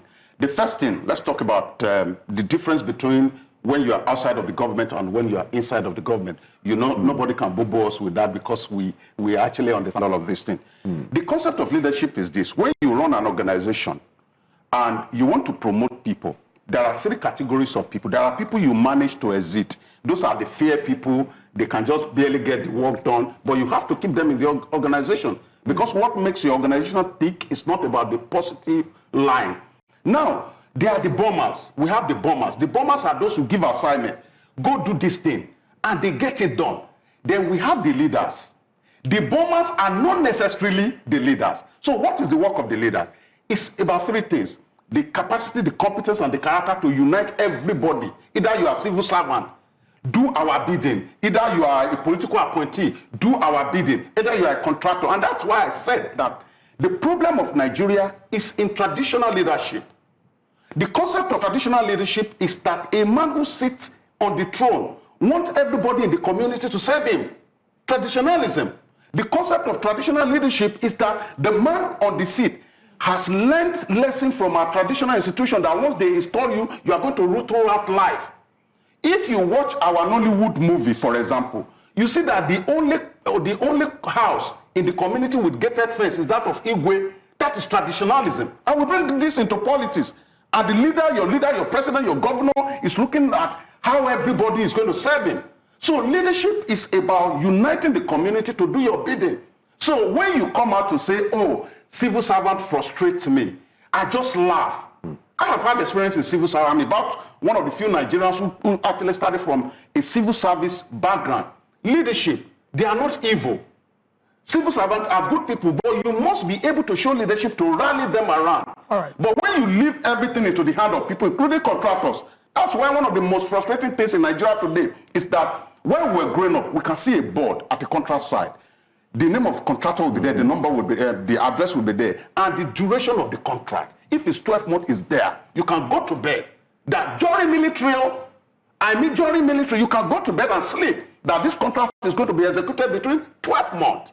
Now we have come to democracy, and we have become undecisive. You get to the board, it's 12 months, and contractors take advantage of you. Why? Because everything goes. We can't run a government or a nation like that. That's what I'm saying. Okay. I'm hoping we can have a little more time. Let's quickly talk about RMAFC. They've talked about increasing the salary of the presidents, the governors, you know, and the number of public officials. Nigerians pushed back, saying that that's tone deaf and insensitive, judging from the current reality of the average Nigerians. Yeah. First of all, do you agree with that being tone deaf? And even despite the criticism, because the argument is that it's legal, they have a constitutional backing for this, right? Yeah. So how do we find that fine line? Do you agree it's tone deaf? And how do we find a fine line between holding them accountable and, you know, having them do what they need to do? Okay, so I must agree this morning that what President Tinubu said he wanted to do is what he's doing, reform. And I must also tell you in strategy that once you talk about reforms, you talk about pain. And when you talk about pain, you talk about pain management and communal understanding. When your community understands that you are doing this for them, they have the courage or the fortitude to bear the pain. But the community we are in today does not believe that the president or his strategies or all of them are for him. And this is one of the reasons. Because they are not feeling anything. This is one of the reasons. When you read from the newspaper that the president is increasing his salary, what comes to your mind is no legality. What comes to your mind is logic. And you continue to ask yourself, what is the logic behind increment in salary at this point? But it is legal. But not everything that is legal is logical. So there's a thin line between that. And for you to govern a community, a complex community like ours, people going through pain that they need to understand, they don't understand the essence of the pain they're going through. You must be able to define legality from the eye of logic. Having said that, I have always proposed that our politicians should earn more. I have said it may be unpopular. What puts Nigeria in this state that we are in? It's not the legal money you pay to politicians. It's the illegal money that politicians take from the purse. So when you say they should earn more, yes. Is it in terms of salary? No, with the mindset, ma'am. I'm saying they should earn more with the mindset, personal mindset, that will discourage them from taking illegal money. And do you genuinely believe? That's where the problem is. There's no, is it in Singapore? One of the principles when they were rebuilding Singapore is that I'm going to import people who are from here to build a government and a nation that people will believe in. And the first thing on the agenda is that I'm going to pay them extremely well. Yeah, like their police services. So they're one of the highest paid in the world. You pay them well. The truth is that you cannot continue to beat a child from the back and expect the child to keep quiet. What we have at this moment is that the community does not believe in their government. And one of the ways that we can ramp up this belief is for when people in government say, tighten your belt, they must not live in opulence. Exactly. They must not live in opulence. They should live by example. Quick one. Some interesting news items on the front page of the Nigerian Tribune. Good news here. I don't know how you interpret it. People are complaining of hunger, but the reserve is growing. Nigeria's FX reserve hit $41 billion, highest since 2021. I mean, the government will celebrate that. That's one. I also want you to talk on every Nigerian should learn combat skills for self-defense, says Chief of Defense Staff. As Chief of Defense Staff, he's in the best position to advise you on how to defend yourself. So, Olive, when are you enrolling in Jiu-Jitsu and Jackie Chan class? Well, I saw your videos. You can actually extend, you can inculcate all of those. Interestingly, I did a bit of Taekwondo in secondary school, but after my second class, I don't know when to go and tell my family members that I started Taekwondo. They say, after this class, this is your last one. We never want to hear. But don't expose yourself to national team. People will think, you don't have self-defense skills. Your enemies. No. No. I have self-defense. My defense, my weapons of warfare, they are not carnal, but they are mighty. Spiritual warfare. You understand? Fire for fire. Fire for fire. Battle all principalities and agents. Let's talk about the FX. Yeah, let's talk about the FX. I'm extremely glad this morning to see this news to 2021, and I was a bit uncomfortable. You see, when people are not schooled, and I'm sorry, I take responsibility because these people are a bit very elderly, and in Yoruba, you don't teach your elders, but you can show them the 21st century of getting things done. You cannot combine a good news and an attack together in the same statement. President Tinubu is running a government. Right. He's not running opposition. So the communication has to be presidential. When the president is talking, he's not saying, who is Obi? Obi is not in government now. He's not saying Atiku. Atiku is not in government. You know what it means to be president of Nigeria? Now, when they were sending this news across, they still now find a way. The essay to the president on communication, or is it to strategy and all, still find a way of throwing jab. I say no. This is not a modern, yes, this is not a modern way of course. And people buy enemies for their principles. And they think they are making political points. And it's not the principal that asks you to do. See, I don't know whether you have a copy of my book, Understanding Technical Leadership. I have to put a chapter to how government should communicate. Because people don't know. People don't know how they communicate and they still think they are fighting. You know the concept of, what's it called, of opposition in Africa is enmity. So you are in government, you still think you are fighting. No, you don't do things like this. This is a good news, and it should come as a good news, and I celebrate it, and I expect more of this. Do you know how happy I am? When I was a business correspondent in 2011, when I look at our stock exchange today, do you know how happy I am? We are happy to see good news, but don't miss it with political insult. If you want to insult people, don't throw jab with good news. Okay, we're almost done. We're almost out of time, but I want us to quickly touch on, still on the front page of the Nigerian Tribune, a story that's really heartbreaking there. It says, woman mistaken for kidnapper in Kwara, killed in jungle justice. So already, it happened on Thursday at 9 a.m. They said the woman who the news agency refers to as a destitute female, wrongly suspected of being a kidnapper at Ipata Market in Ilorin. She was seen, and the angry mob descended on her, beat her, and by the time the law enforcement rescued and rushed her to the hospital, she was confirmed dead from the injuries.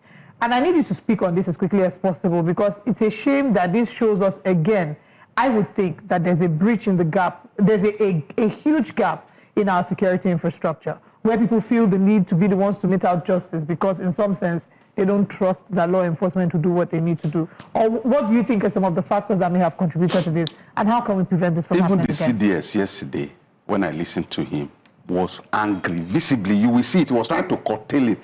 Angry about our legal system. He said sometimes they will arrest people and those guys will get to court and before you know it, they free them. You can't run a nation like this. So it's not just all the time, it's not just about Tinubu. In our own little corner, judiciary is a major issue in Nigeria. And why I don't pity politicians is that they are the one that corrupted judiciary.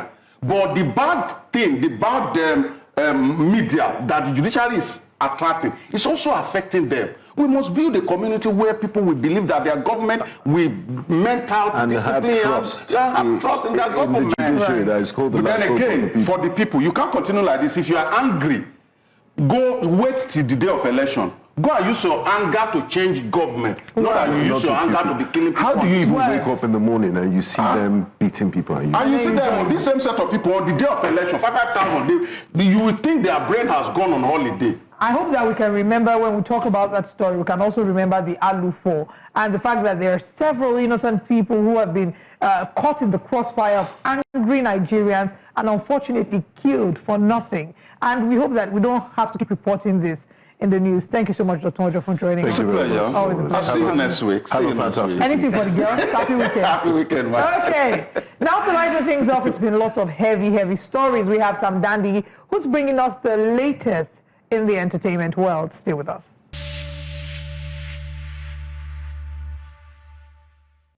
And now let's bring you all the latest in the entertainment world, from music to fashion, glitz and glamour. This man makes Nigerian headlines sound like a movie. I'm talking about Sam dandy. Our very own entertainment correspondent extraordinaire. See you blushing. I'm like, oh God. I've made it in life. This is my best segment on Breakfast. Like that all through the entire week. I swear to God. Well, a lot is happening in the news. Good to have you, and I love what you do to your hair. Thank you so much. To it. I love my hair. What's happening in the entertainment? Controversial Nigerian singer Naira Marley has made a public appeal to the Lagos State Police Command to reopen the investigation into Mohbad's death and rearrest all suspects, including himself and music promoter Sam Larry. Now, in a letter dated August 20th, 2025, through his legal team, Naira Marley offered to waive his royalties in support of Mohbad's 5-month-old son Liam as a gesture of goodwill. Now, this comes after a coroner's inquest found that Mohbad died due to medical negligence, not physical assault, stirring renewed demands for accountability from the late artist's fans and family. Let's watch this video. Someone among us said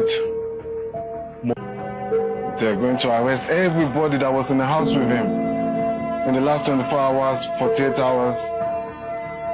Come down, they have no reason to arrest me, May. May, I don't understand.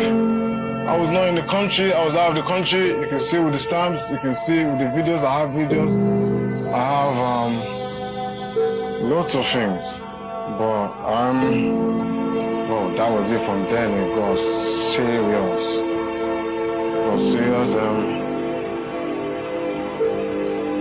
Sam Larry video came out.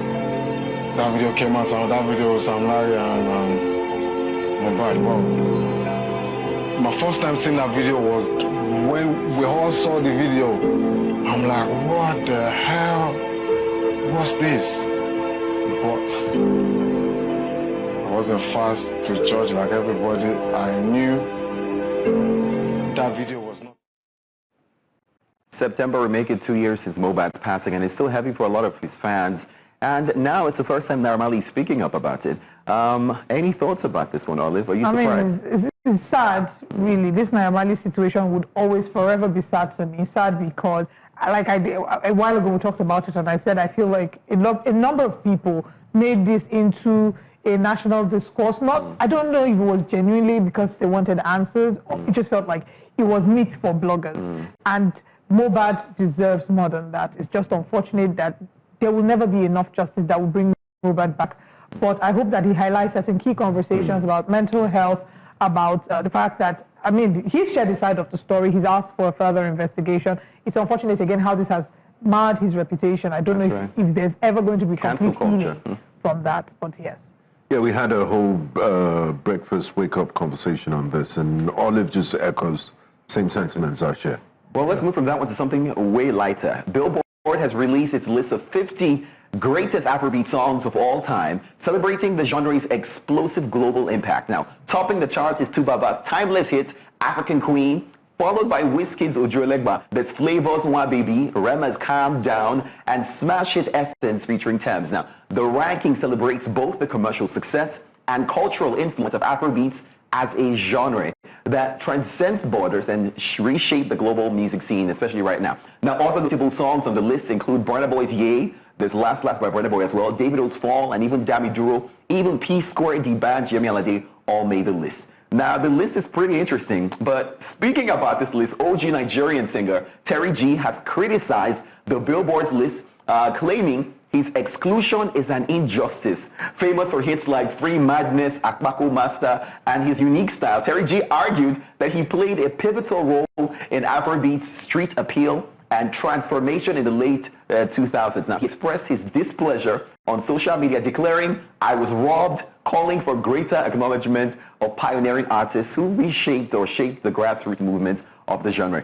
I mean, it's right. If that list was extended to maybe 51, his name could have been the 51st name on that list. Not everybody's crowded, but I mean, he deserves his flowers. I remember Free Madness. I don't know how the criteria for coming up with that 50 number was, but he does deserve to be in that. He does deserve to get his flowers. And, you know, a very interesting song on the list is #1 song, The African Queen, a song of all time. Interesting. I mean, before Elizabeth Joyce, a.k.a. Portable. There was Terry G. But his own madness was measured. Portable has taken it to another level. You know when Terry G said you can only run past Terry G unless you run mad. I have seen somebody else run past Terry G. This is lyrics we didn't know was going to make it till this year. But hey, let's move from that one. Nigerian rapper and former YBNL signee Lil Kesh has spoken out after being allegedly stabbed during a violent robbery in Lagos, where he was reportedly stripped of valuable jewelry. Now, the shocky crooner took to social media to reassure fans, stating, "I'm safe, healing, and blessed," after photos of him receiving medical care sparked concern. Now, Lil Kesh, known for his street anthems and energetic performances, rose to fame under Olamide's mentorship and has remained a key voice in Nigerian street hop culture. Moving from that one, acclaimed Nigerian music video director T.J. Omori has revealed details about his recent health challenges, disclosing that medical expenses for his kidney-related conditions amounted to what could have bought him 2 Mercedes GLEs and a C300. Known for directing videos like Soapy, Holy Ground, and Organize, Omori hinted at launching a philanthropic project aimed at supporting kidney disease patients who can't afford expensive treatments. As one of Africa's most sought-after visual creatives, his openness has sparked conversations about healthcare access for artists and the general public.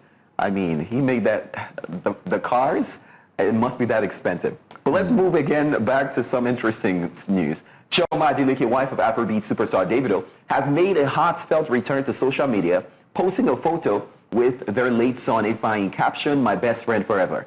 Now, the post marked her first public appearance online since the tragic passing of Ifeanyi back in 2022, which is about 140 weeks ago. Davido responded with the caption, or under the post, saying "till infinity" in the comment, and it's an emotional healing journey for the couple. But Chioma, often praised for her quiet strength, has kept a low profile amid public attention in recent times. I don't think that a parent can ever get over the loss of a child. It's not the kind of pain anybody wants to bear. Chioma has been away from social media space. She's got married, so I saw the caption when she said, "My best friend walks me down the aisle." At the happiest moment of her life, I know that she must have thought about the fact that Ifeanyi should have been there to celebrate. And it was a time that the whole world, I won't just say Nigeria, because they got a lot of sympathy from outside Nigeria. And I hope that she's able to find ways to live with this pain, because I don't think you ever completely get over the loss of a child. That's right. And like we say in Igbo land, Ozoemina, may not happen again. May another one not happen to her or any other person again. Sam Dandy, thank you so much for bringing us all these updates, and congratulations. I can see you smiling. I know you're set for the weekend. And we have entertainment later today. Congratulations on your anniversary. Thank you. And I'll talk to management. Maybe we can extend the entertainment round up to 2 hours, because I love talking to you. I think they can catch all the entertainment on E Central, 4:30 p.m. No, do it here. Whilst Benga's trying to decide if entertainment is going to be extended for another 2 hours, I have to go and get breakfast. But it's always a pleasure to be here. Breakfast Extra continues over the course of the weekend. As for us, we'll be back on Monday. My name is Olive Emodi. And I'm Benga Boroa. Thank you, and have a great weekend. And that is you. I will see you on Monday. Au revoir. Hasta la vista.